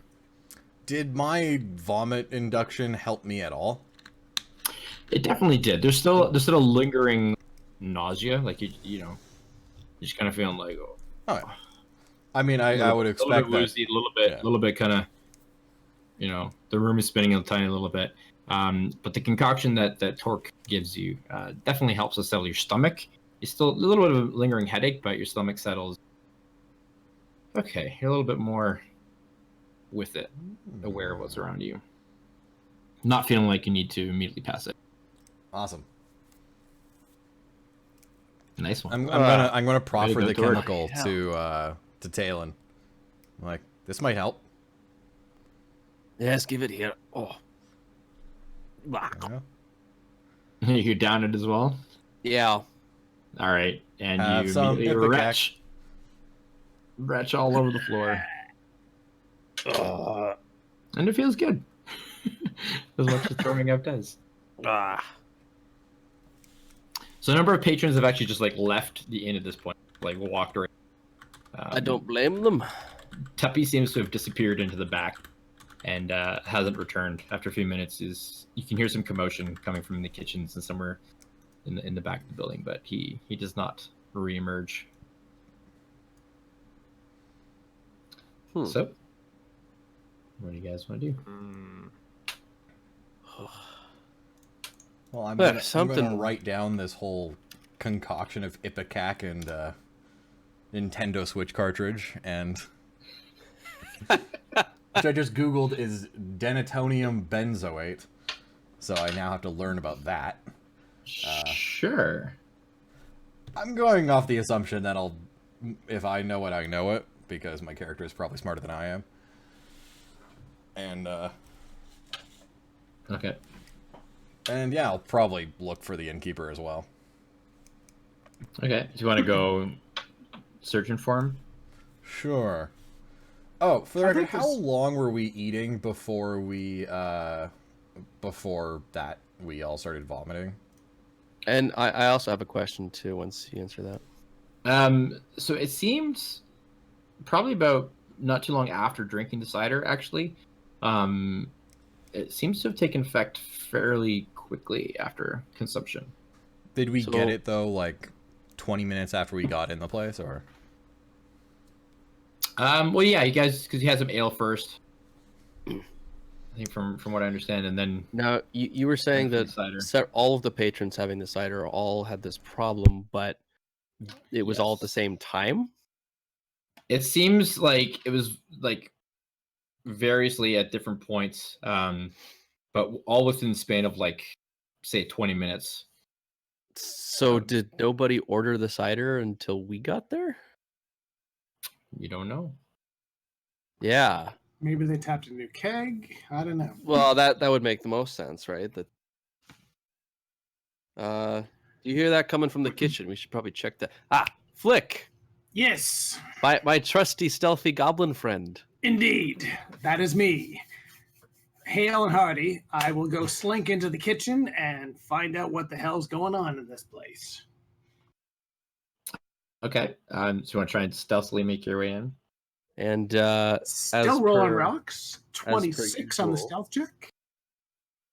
I am going to, of course, give you some inspiration as well, just in case you're going to need that. So inspiration is a +1 on that. So it is you get an extra D6. Ooh, like inspiration. Oh, nice. Yeah, you get to hold on. You get to hold on to that for 10 minutes. I will hang on to that because I already have a 26 on. But in your head, you're just going to constantly hear that same verse over and over again. Oh man! Oh, it'd be all right. Goblin had more stealth, oh, we'd be all right. If the goblin had more stealth, we'd be all right. If the goblin had more stealth, and we'll all watch from behind. All right. So, Flick, you definitely, with all the commotion, it's pretty easy for you to kind of slink in, stick in the walls, and you kind of make your way back towards. There's you can see the kitchen. It's a very large kitchen.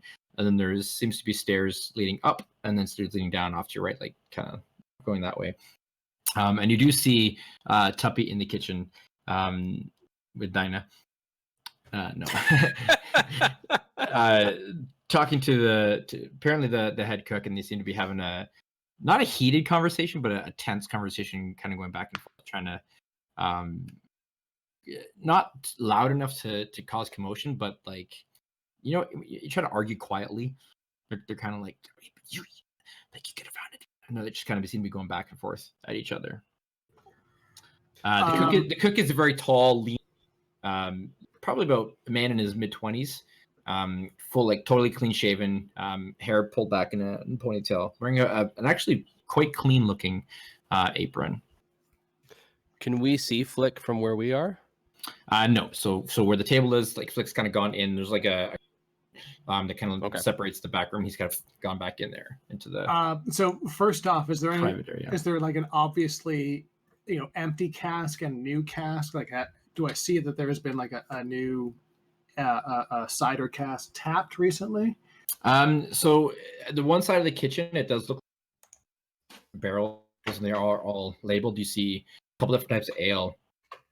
You see where the wine casks are, and there is there's a cider keg that has been discarded, and there is one that's up on the stand that appears to like there's one that's been put off to the side, and there's one. The one that has been served from, does it have markings on it? Like, does it say what distillery it's from or whatever? Make an investigation check. Because you're kind of looking at it right now, like you're not right up against it. Like if you're just kind of looking from, I'm assuming you're kind of at the entrance of the kitchen, taking a peek in. All right. So investigation with the inspiration is a 21. So with a 21, you can see that it the inscription on it seems to have been kind of not crossed out, but there's some sort of markings. Like you can see there's a name, and then cider beside it, and whatever the name is, there's been some like scratch marks beside it. Like someone was trying to alter it, or Possibly. It's without getting right up close to it, it's hard to tell, but definitely somebody's been like almost like it's been scraped at, like scratched and scraped at the name. Can I try something a bit silly? Sure. Because we are watching him in the kitchen a distance from us. Well, we saw him go in the kitchen. You cannot see him in the kitchen. But I can see the door to the kitchen. So he went behind, there's like a not tapestry, like a curtain that kind of separates the back area, and he slipped in behind the curtain and he's back. So the kitchen is not visible from the tavern room. Is the curtain open by any chance? Because my plan just got a lot harder. It's closed, covering the wall, so that's like will come in and out of there. But it seems like it's intentionally there to separate the two areas. Is everyone else out of the tap room? Like we're in an empty room essentially. No, there's still a few patrons that are kind of hanging around. Some seem to just be continuing to eat their food, not really caring or too drunk to notice. But a few people have left. There's definitely conversation. People are kind of talking amongst themselves. There's a couple of the servers are kind of going around trying to calm various patrons. But it's definitely less full than it was. I'm going to casually wander up to the bar and see if I can hear what's going, like just not even what's being said, but just like triangulate the conversation that's going on, see how far it is from the door to the kitchen. Okay, so make a perception check. You want to do that? Yes. Flick, what's your plan? Oh, I should tell you what my original plan was, because I will probably still do this, just so it's out there. My plan was, before I knew of this tapestry, probably still will, was to fold a piece of paper, writing "bring back a sample," and throw it like a paper airplane at Flick, who I now can't see, and am being blocked by a... Yeah. Okay.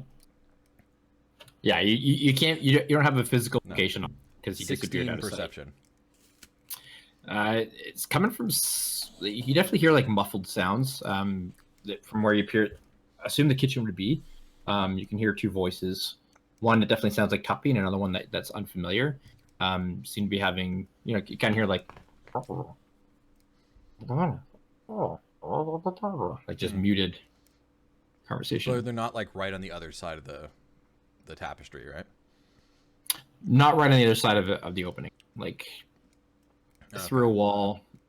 Not knowing the layout of the place, it's hard to know how thick the wall is or what's back there because you have no visual to really pinpoint it. But close enough that you can hear it through the wall somewhat. Okay. That makes sense. All right, so the markings on the barrels were scratched out. What did it originally say? You'd have to get right up to it. Okay, then I will try and get closer to it then. Okay. So go ahead and make since you're entering into the kitchen, the stealth for me. Okay. Oh, a little lower. This is a 19 on the stealth. 19. Okay. They definitely seem caught up in conversation and don't notice you. And as you're passing by, you can hear the conversation back and forth. But I mean, do you think somebody could have done this on purpose, or is it just like bad cider? We never had bad cider before. And they just seem to be, both of them seem to be kind of intently trying to figure out what caused the issue. As you get closer, you can see the scratchings, and kind of looking closely at it, you can see the name Maruna Cider. Okay, Maruna Cider. Very good. And it looks like somebody has violently, like, not tried to like cross out the name, but just like gone at it, like with some sort of sharp implement, just like scratching over it. Craig, like disgruntled employee, maybe. Yeah, it seems like somebody's just very angrily has gone at this, scratching away at it. Hey, Craig. Yeah. This curtain and then the kitchen beyond it. Is this a large place? It's a fairly large. Yeah, the tavern room itself. It's probably a good like 40 or 50 feet. How much wood is between me and Flick spatially?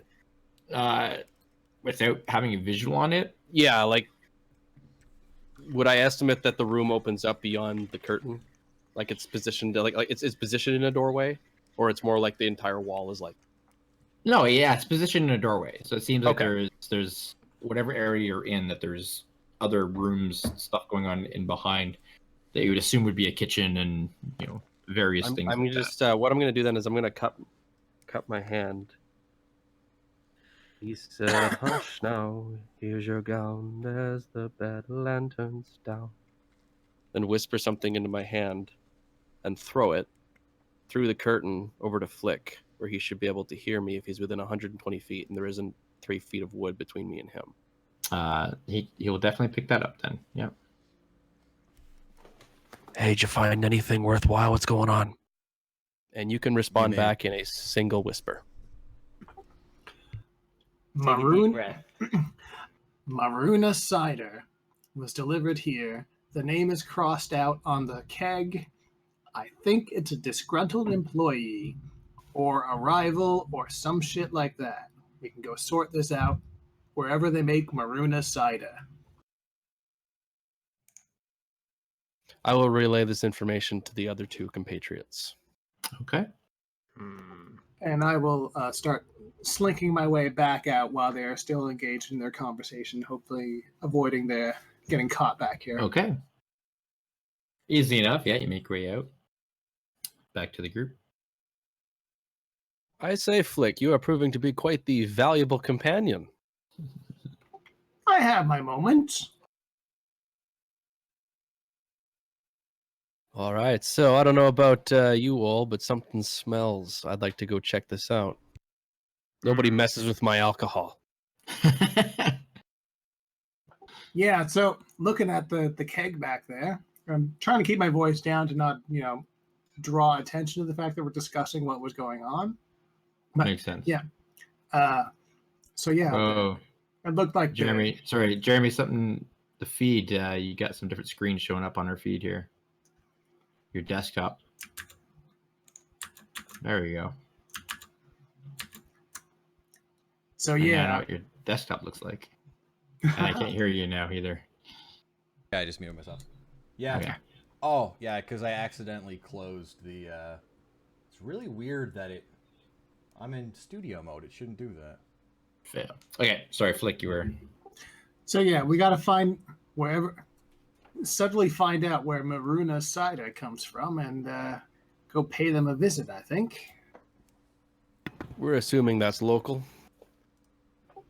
Or at least whoever distributes it here, whether it's going down to the docks or going to a brewery. My vote's on the brewery, but I really wanted to ask that innkeeper some questions, but I guess we'll deal with this. The cider, it didn't taste great either, right? Like it wasn't like it was really good and then it just it had like a weird aftertaste. It was like just straight up bad. No, it was a decent, like, you get the idea that untainted, it'd be not the best cider you've ever had, but it was all decent. right. Yeah. It's a strongbow. Yeah. More or less. Don't at me. It's an angry orchard. Yeah, like it had a decent taste, like nothing super fancy or exotic. Okay. Probably just very simple, fermented apple distilled kind of cider. But hey, Torque, saw you wandering out yonder fields. You happen to see any the apple orchards or breweries or anything like that? That's a very good question. Did I? From gauging how far you wandered out, you did not. What you saw was like actual crops, like farmland. You didn't see any orchards at all. In that case, I shake my head no. All right, well, I guess we'll just have to resort to finding somebody random. Find a street orphan. They know where everything is. Or we ask the innkeeper if he wants us to look into this for him. Oh, we're gonna look into it regardless. Nobody messes with my alcohol. Yeah, but this way he might pay us a little stipend to look into this for him. I'm going to Flick. wander. Have I told you how offwards. much of a bonus you are to our travel? Yeah, I'm gonna wander off into the kitchen while this conversation is happening. Okay, you just kind of make your way back in. Yeah, just So- like strolling, like, you know, just a, kind of a witless customer, just an average Joe.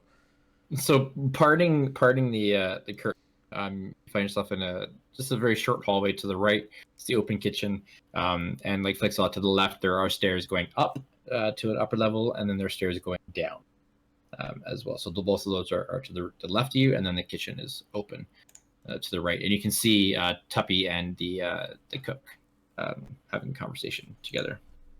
All right, I'll go up to the innkeep then. Okay. You really shouldn't be back here. This is kind of.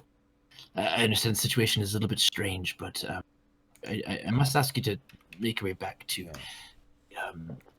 I know. The common room, I'm if so sorry. you- I know it's a bit improper. I really wanted to ask. I mean, that wasn't very pleasant of an experience. What I'm so sorry. what make of cider was that? Just, you know, just in case I don't want to order it again in the future. Oh well, it's we get all of our cider from Maruna Orchard to the north. It's we've never had a bad batch before. This is quite unusual. Do you know if you might have accidentally got the wrong barrel? Like, did you check the barrel since it happened? Well, we have them all together. The barrels, we have the cider barrels that are marked separately. They're kept in a separate location from the ale and the wine cask. It's all very organized down below. Sort of the cook here was just telling me that porters went down about half an hour ago to switch out the kegs actually and bring up this one. I'm just gonna gesture towards Flick. This guy takes all the fun out of investigations.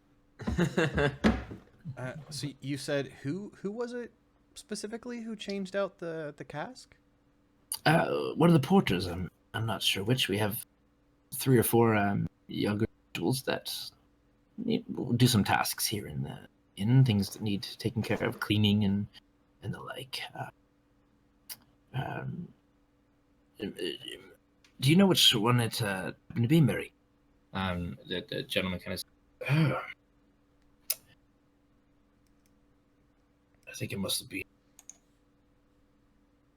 No, he's not working today. To be honest, I wasn't paying attention. I was busy taking care of the food, so I normally don't pay attention to that sort of thing. Good job, so being any one of them. That's distressing. Is it? Both of them seem like just distraught, like they're kind of like abhorred by what has happened. I mean, I don't blame you. Like, we heard great things, and that's why we came here. I wouldn't I do think take that responsibility, anyone though.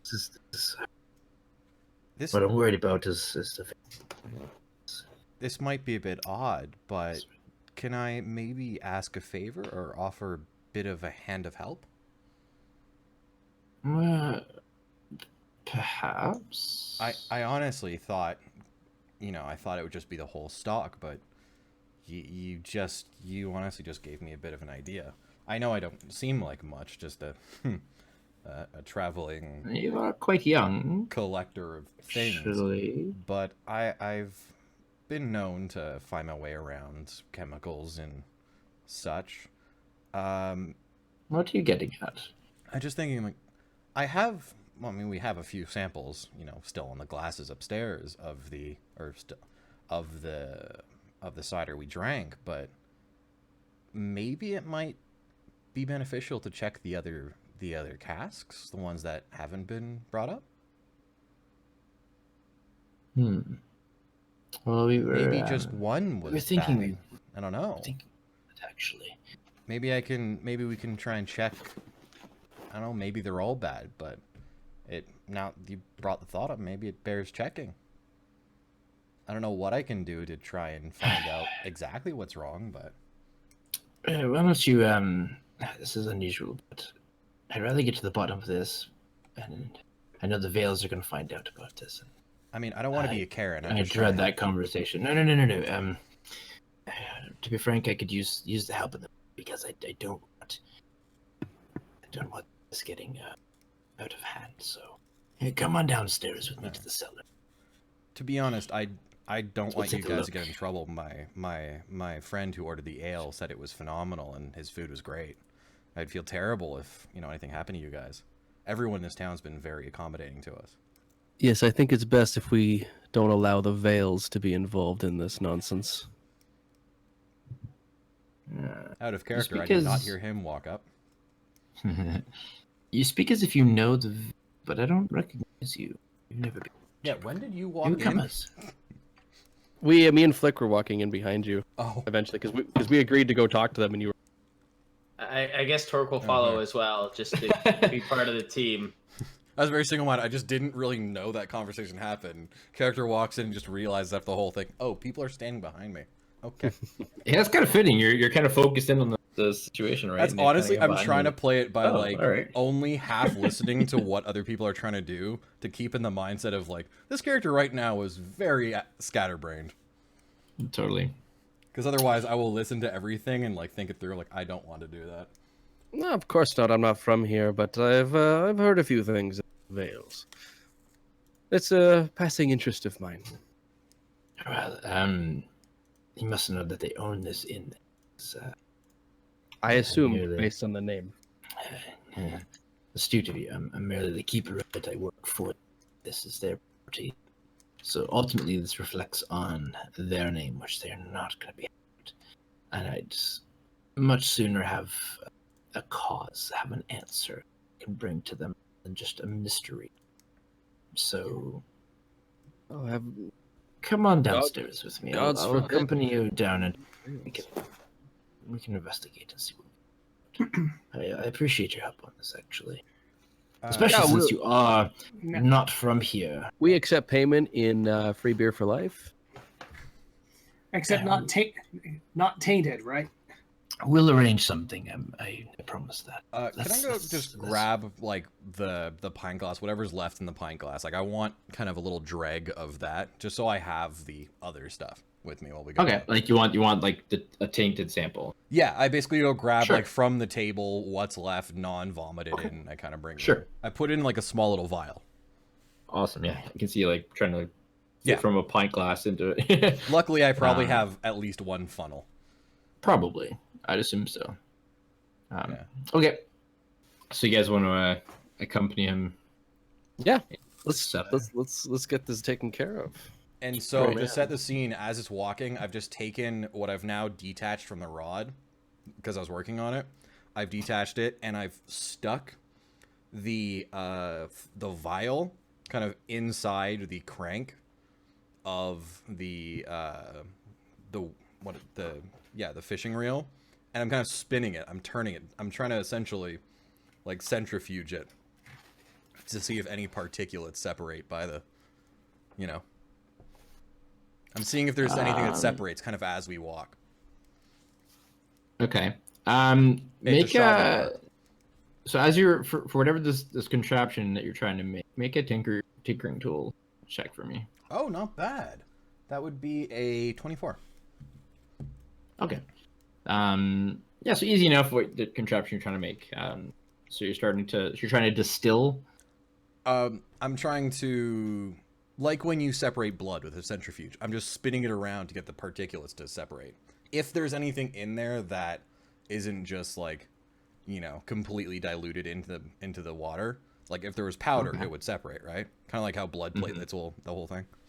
Okay. So as you're walking down, as you're mixing that, there is a substance that's slightly darker than the cider itself. Does start to separate.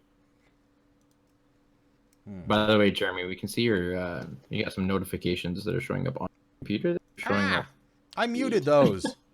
I'm gonna quit that app. So there is definitely a substance separate from the cider itself. Okay. It seems to be darker and is slightly like there's not a lot of it in the small sample you have. Probably like maybe a drop or two, but enough that you can see there is definitely something. And when you stop spinning it, it kind of like mingles back in with the cider.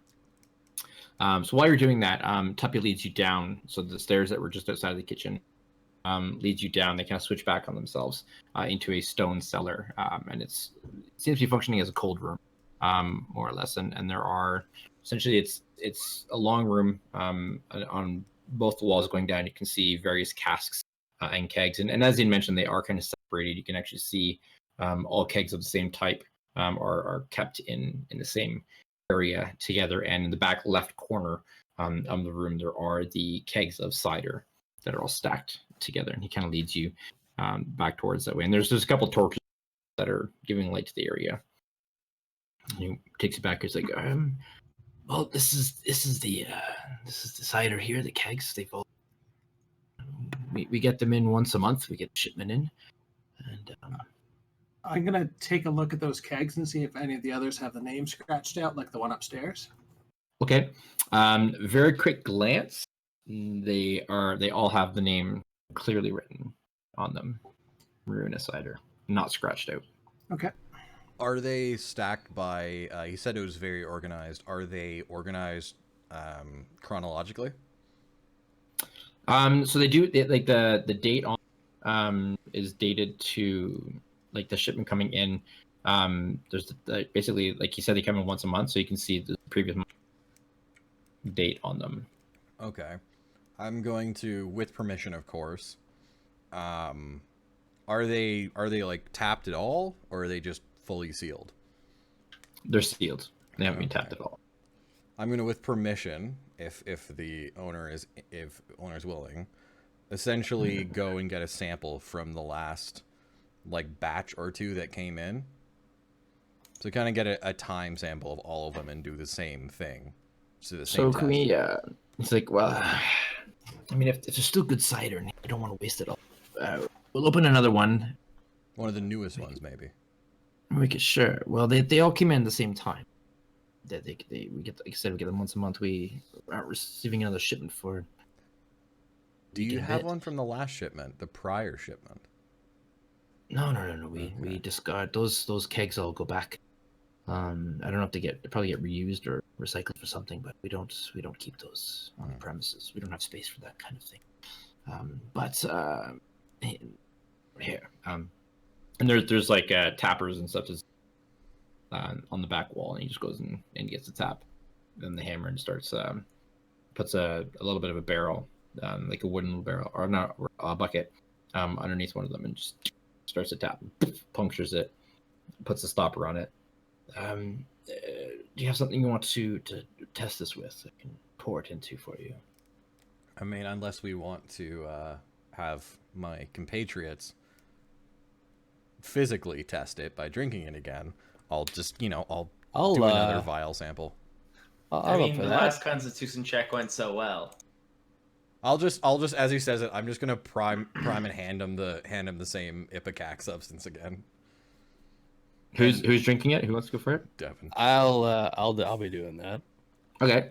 Well, I'll do the centrifuge. I'll do the spinning. Okay. So tailing, you've got he doesn't fill the glass. He like puts like. Oh no! Come on! Draw it in there. Just come on. You got to get the full effect. Fill her up. Pours more into it. Okay. Call yourself a barkeep? What is this? I'd rather not have you die in the process. Oh, trust me, it'll take a lot more than this. Yeah, I can heal. So you got your drink. Go ahead and take your drink. Isaac, you're spinning it around, taking a look at it. Galen, it tastes good. Isaac, as you're distilling it, you see no discoloration, no separate substance. Huh. It seems to be a clean keg of cider. Excellent. I'll have another. All right. Yeah, I'll kind of just like take it and I'll just nip the vial. Okay. Yeah. It has a nice, decent taste to it. Sour, but a good sour. All right, while this is going on, I'll be quizzing Tuppy on who handles the cider, where do they get the shipments from, like get the logistics of where we need to be going next. Okay. He tells you that. So again, there's a number of different porters that work in the inn, taking care of various tasks, unloading, manual labor, that kind of thing. And the kegs come directly from the Maruna orchard. That's what I'm looking for, which is somewhat to the north of town, and they actually ship it in themselves. They bring it in on their by wagon load. To bring it in and distribute it both to the Cliffsong Inn and to the Vale Forge Inn. Awesome. Good to know. Is the other inn owned by the Vales as well? It is not. It is a privately owned venture. Okay. Good piece of info.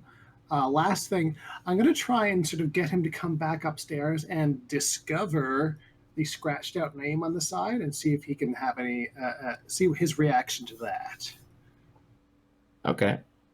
Because I don't want to tip my hand that I've already been snooping around back here, but right. But so what do you say to him? How do you get him upstairs? Well, let's go take a look at this stuff. All looks like it's okay. I'm gonna go take a look at the bad stuff again. Oh yeah, it's great. Yes. Let's do that. I will have to ask the rest of you to accompany me as well. Yeah, I'm just gonna take a couple more silver and put it in his pocket because I'll be right behind you. It's like here's for the next 2 pints, and I just put them in the pocket. To-go cups for these guys. Torque will remember that. Yeah. So he's insistently make sure that you guys leave the room with him. He's not going to leave you down. Taking you down is one thing. Leaving you down of his ale, his booze is what's the worst that could happen? It's fine. You can trust me. I don't even know you. Come on. So let's go inspect the other keg and see if there's any funny business going on with that. How's that sound? All right. So as you're I'm just gonna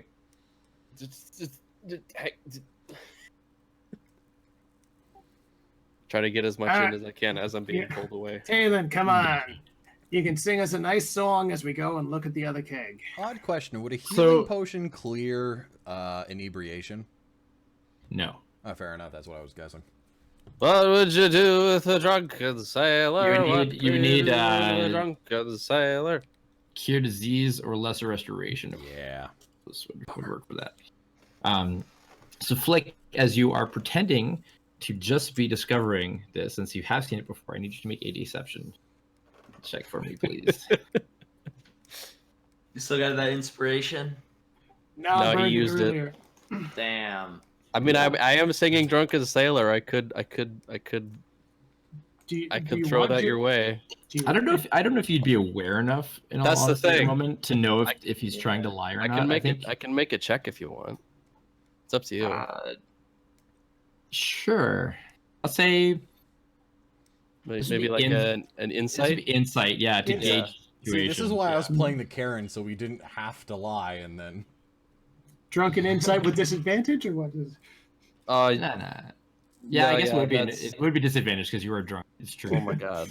Yeah, you're. All right. Well, that is a 5. You have no idea what's going on right now. That's all right. I got this. Hey, it up, she rises. Yeah. There's my first single-digit roll of the night. That would be a 7 on the deception check. All right. Somebody do the help action. It's okay. He doesn't. Investigation he seems to be, or what? He seems to be caught up enough in the situation to not notice that you've noticed this before. Oh my god! What is that? What a surprising turn of events. While he's not looking, I'm going to splash some alcohol on him, like on his shirt, to make him look like he's drunk. On who? While the innkeeper's not looking, I'm going to splash a bit of alcohol on Flick's shirt to make him look a bit drunk. drunker than I'm into my cups already. But now you're like sloshed. Now you're like visually, you've spilled on yourself. Yes, so you pointed out to him, and it's like, he does notice, and he kind of looks down. That seems a bit odd. Yeah. Somebody scratched out the name. That's why would somebody do that? I figure someone has a beef against the orchard, or someone has a beef against the Vales, or beef against you. We will sort this out. We can rule out one of those by checking a Cliffsong Inn and see if they also have received some tainted cider. Yes, I think that might be wise. I do need to take care of things here. I'm gonna have to. Yeah. You need to get the mop and bucket detail out there, and too. We're gonna have to make a report of the situation, and like I said, the Vales are gonna come questioning sooner or later, and I'm gonna have to. Well, give us as much time as we can. We will come back with as much as we have to tell as we can find. Please do whatever you find out. Yeah, can help, and we'll speak of. I'll see if I can find some sort of remuneration. Compensation is always appreciated, sir. Absolutely. I appreciate another pint of stout wouldn't do us any harm. Can I buy another pint for my friend by any chance? That will exist. Don't encourage him. I'm gonna fill up the emptied smoke grenade. With cider? Yes. Interesting. He asked me to make him a new flask or fix his flask. I did. Okay. That's why I was asking, like, how much time before we drink the cider. I'm like, how far through this can I just like empty this thing out? So you have a smoke grenade canister filled with. Yeah, just like it's the pop cap, and you just shove the cork back in, essentially. Sure, why not? I mean, it'll take some work to make it a proper thing with like a screw top, but for now, it's a mildly effective alcohol carrier. All right. So you guys want to make your way to the Cliffsong Inn? I think that's first stop is a good idea as any.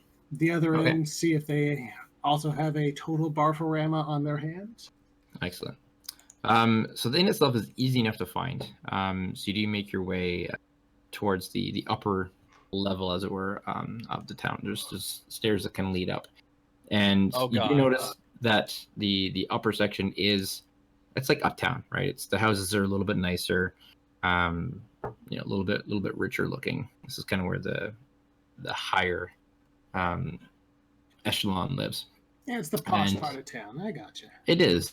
The Cliffsong Inn is much larger, actually, than the Vale Forge. It seems to be quite a bit bigger. And I'm gonna say Torque is probably having to half carry me up the stairs. I'll full carry you, man. I still got plenty of I still got plenty of weight left before I'm over encumbered. So like throws you over his shoulder.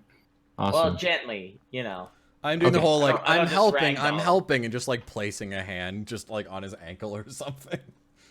That's great. Those Buccaneers drowned their sins in rum. A devil would have to call them scum. So if Talon wasn't drunk off his face, he would notice the pleasant music coming from the Cliffsong Inn.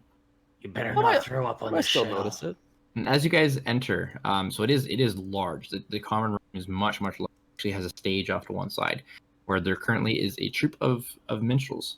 And there seems to be a halfling, a woman who's kind of leading the band here at the front with the lyre. And as you enter, you're greeted by she's got very long, like past like that, like all the way down her back, braided gray hair, and she introduces herself as Char. Hey, what can I do for you? What brings you to the Cliffsong Inn? Are you looking for a song? You're looking for? I think that one's already had something to drink. So you're looking for song and drink is good. You come to the right place. The Cliffsong Inn. We're famous for both. I like this place. So, we just arrived from the Vale Forge Inn. They don't have any rooms available. Yes. No, they're usually quite full, actually. And they've had a bit of a problem with their cider. You don't say. The stuff they've gotten from Maruna seems to be a little. Aye. I mean, it's A not little- very alcoholic. We thought we would. That guy's a lightweight, but we thought we could try a bit of it. Hey! I have you know I can drink dwarves. We're having a bit of Harry a bar did that. crawl tonight. Yeah. This, But the cider we have is the same. We all get our cider from Maruna. It's the same. Of course. the cider down below has gone a little hinky. We You thought don't we say. might do you a bit of a favor. You might want to inspect it for foreign substances, shall we say? And I'm gonna just Now- wink now- really I'm heavy-handedly. sorry. Who are you? And I don't mean to be rude, but why is this your business? We're look, Tuppy had a bit of a run-in with this tainted cider. I don't want to say this too loud in case people stop ordering your cider here. The cider's tainted, but Well, everything It seems is to be fine here. tainted with delicious apples, and I'm going to try for Indeed. a really terrible deception check and pretend to drunkenly fall into my companion. Okay. 15. Like, we are the official cider testers, and we are on a bar crawl. Good sir. Good sir. Interesting. Well, I've never seen you here before, so you're not you're not official. I think this looks at you. platinum piece will cover our drinks for as long as it lasts. Please, can we have some of your freshest cider? Platinum. It's he's clearly a ordering- piece of silver. She kind of takes it and looks at it and just like, make a persuasion check. 'Cause you guys aren't technically you're not lying. You are coming on behalf of Tuppy. Yeah. Isn't it like noon? It's like midday. Oh, Yeah, it's closer. It's like closer 2 in to- the afternoon, and we're like 2 of us are already. Hey, well, you one's it's buzzed. Probably it's 5 yeah, o'clock. It's 5 o'clock somewhere. 3 to 4 somewhere in there. That was a 14 for my drunken performance. Okay. Who's taking the lead on this? Actually, I think it like was you were kind of 15. talking to her, right? We kind of both were. I was playing over, like, I feel like Flick's doing the talking, and Isaac's trying to like help. Yeah. distract. I'm So trying Flick, to make distract a- things, yeah. Flick, make a persuasion check. Because you're not Do- lying. You are do- coming on behalf of Tuppy. Do I get advantage with the help or disadvantage with the help, or is it a straight roll? What do we- he made a separate roll already. So. Oh yeah, so this is a straight roll. Okay. Yeah, yeah. All right, this is persuasion. I'm better at lying. That was a 9. All right.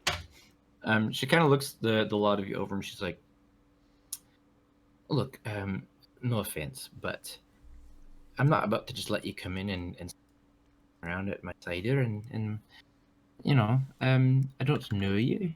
You're not from here. You don't have any guards or any officials with you, so I'm gonna say no." All right, so Can I we're just- in here. We don't see anyone like throwing up currently in the place, right? Like we don't see any evidence. I mean, there's like drunken throwing up, but nothing like to the nothing same ho- extent that you saw. Like people seem to be enjoying themselves. Yeah, there's nothing. Okay, so it doesn't look like they've been hit by the same thing by a casual observer. It would not appear so. Cool. May I make another play? What would you like to do? I would like to, clearly she's not buying what we're doing, nor is she... Not one bit. She's not playing the, like, oh, doesn't care that we're drunk or anything. And I'm just gonna kind of straighten, I'm like, look, we really just want to get drunk and we're having some fun. Can I give you silver for cider? Pretending to be still a little bit drunk, but not, like, a lot less than I pretended to be. Like, Well, of course. If you want to give me some coin, then of course you can have Yeah. some cider. Find yourselves an empty table, and I'll have a cider. here, I'm just gonna give her another silver. I assume 2 silver covers around? Yeah, that'll do. Okay. Just box it. Find a seat, and I'll send one of the lads over to you. All right. Okay, so you go and grab a table. The music is very nice, actually. At the moment, it's kind of a soft ballad, but there's a lyre, there's a harp, there's a flute. band seems to be quite talented, and the music is very charming, very soothing. It has a nice calming kind of feel to it at the moment. There's a lot of casual kind of conversation, and the people, most of the people in the Cliffsong Inn, they do seem to be dressed a little bit nicer. Not like super rich, but definitely a step up from most of the patrons of the we've left the peasantry behind. Yeah, from what you gather, like the rich in tier aren't like noble rich. They're just a little bit better off. They're like step up. Yeah. So I'm server comes and brings you a round of.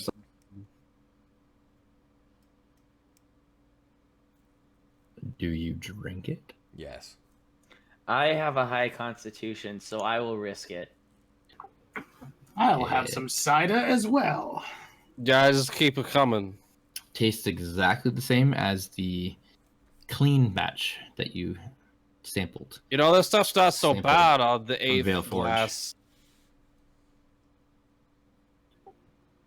All right, I think we have thoroughly tested their wares. No. We need at least 2 more. You can have. I'm not Talons, please make a Constitution saving throw. I will do that. I will definitely get another round for the. Sorry, was that table. Constitution saves for everybody or That's- just? No, just Six- Talon. That's a 16. Because Talon's drank like A lot 8 more. or 9 now. I mean, I wasn't really counting at the keg. I pretty much just kept going. Is he technically poisoned at the moment? With that Constitution saving throw, avoid it, but he's. Quite If combat inebriated. starts up, adrenaline will kick in and burn it out probably, but for the time being. Yeah, so it doesn't seem that the cider here seems to be clean. Awesome. No I sign of will go about securing a couple of rooms. Do we want to bunk together? How big are the rooms? What's the cost? So the rooms, you could find a room for together, and it would be I guess it's fairly modest here as well. It's like high modest. It's not like rich or anything. I assume we're getting a room for like the rest of our crew as well, because they're still just waiting for us at the boat. That is Yeah, true. we just kind of ran off and. So for a few rooms, all looking about room and board, meals, probably looking about 2 gold total would cover you for the night for multiple rooms, food, breakfast, all right. that. I will pay for. I'll cover off 2 nights then. So that'd be 4 gold. 4 gold. Hey, big spender. All right. I think another waitress is gonna come over. I'm just saying, no, it's all the goblins tab. Just keep it coming. I would say that they eventually do cut you off. You get to a point where I'm going to slip. I'll do a sleight of hand check, and I'll do a slip a piece of paper into like her apron, although intentionally like subtly, but just brushing her wrist as I do it, so she notices. If you're trying to make it so I don't notice it, you don't have to try very hard. Exactly. I'm more so making it. I'm seeing how subtle but deliberate I can be. Just like, hey, with a note saying, just bring him, water or like some kind of colored non-alcoholic beverage. Okay. Easy enough, and as you kind of reads it, is your knowing wink, like, we got it. Yeah. The non-alcoholic cider. Yeah. For me as well. Basically apple juice. It brings some apple juice. And Talon, I would say at this point, yeah, you were definitely too drunken. All right. Mission accomplished. Well, I think that's actually a good spot to stop for this evening then, as you guys bed down or spend the remainder of your day kind of just enjoying some luxury after being shipwrecked and whatnot, and securing some rooms, and with a mystery at hand as to the source of the tainted ale. Mm-hmm. We will pick it up there 2 weeks hence. Already. Awesome. I made an auto reeling fishing reel, which is pretty cool. Or the start of one. Okay. So just like press a button, like kind of Well, essentially, like a coil can only coil so much, right? But if you let it coil the whole way, at least right, and then it's out, and then if you kind of like pull a pin, the coil would unwind, so it kind of give you some assisted reel as it's coming back, up until certain points. I'm assuming like 20 to 50 yards, but then if the fish comes out, you basically have 20 to 50 yards of give to help yourself reel in the fish. I'll take your word for it. I just made it up on the spot, really. Do not fish. But thinking of something that might like incentivize a sailor to pay us money for it, or could help us towards a new boat or something like that. I understand where you're going with it. Perfect. All right. Well, thanks, guys. That was entertaining. Yeah, I had fun. Sorry about the difficulties of actually getting me here and all that. Hey, I'm glad you can make it. Glad Torque could appear in his rope. I liked your play, and I found it, a little bit like damaging of my soul to play the Karen. Like, I'd like to speak to the manager, please. Maybe a little bit, yeah. But my only good charisma score is in deception, so I gotta do something on that. I gotta play it a different way this time. That's funny. Give myself a bob cut. All right. Well, for those of you watching, whether live or in, be sure to follow us on Twitter at Dungeon Mashters. You can find our various personal Twitter handles there as well. Jack is not on Twitter because he's too cool for us. But on our Twitter feed or on our profile, you can find a link to his YouTube channel and to our YouTube channel as well. So the VOD will be up on YouTube, but you can also catch the VOD on Twitch as well. So thanks for hanging out with us. And until next time, happy gaming. We'll see you later. See ya. Good night, all. Bye.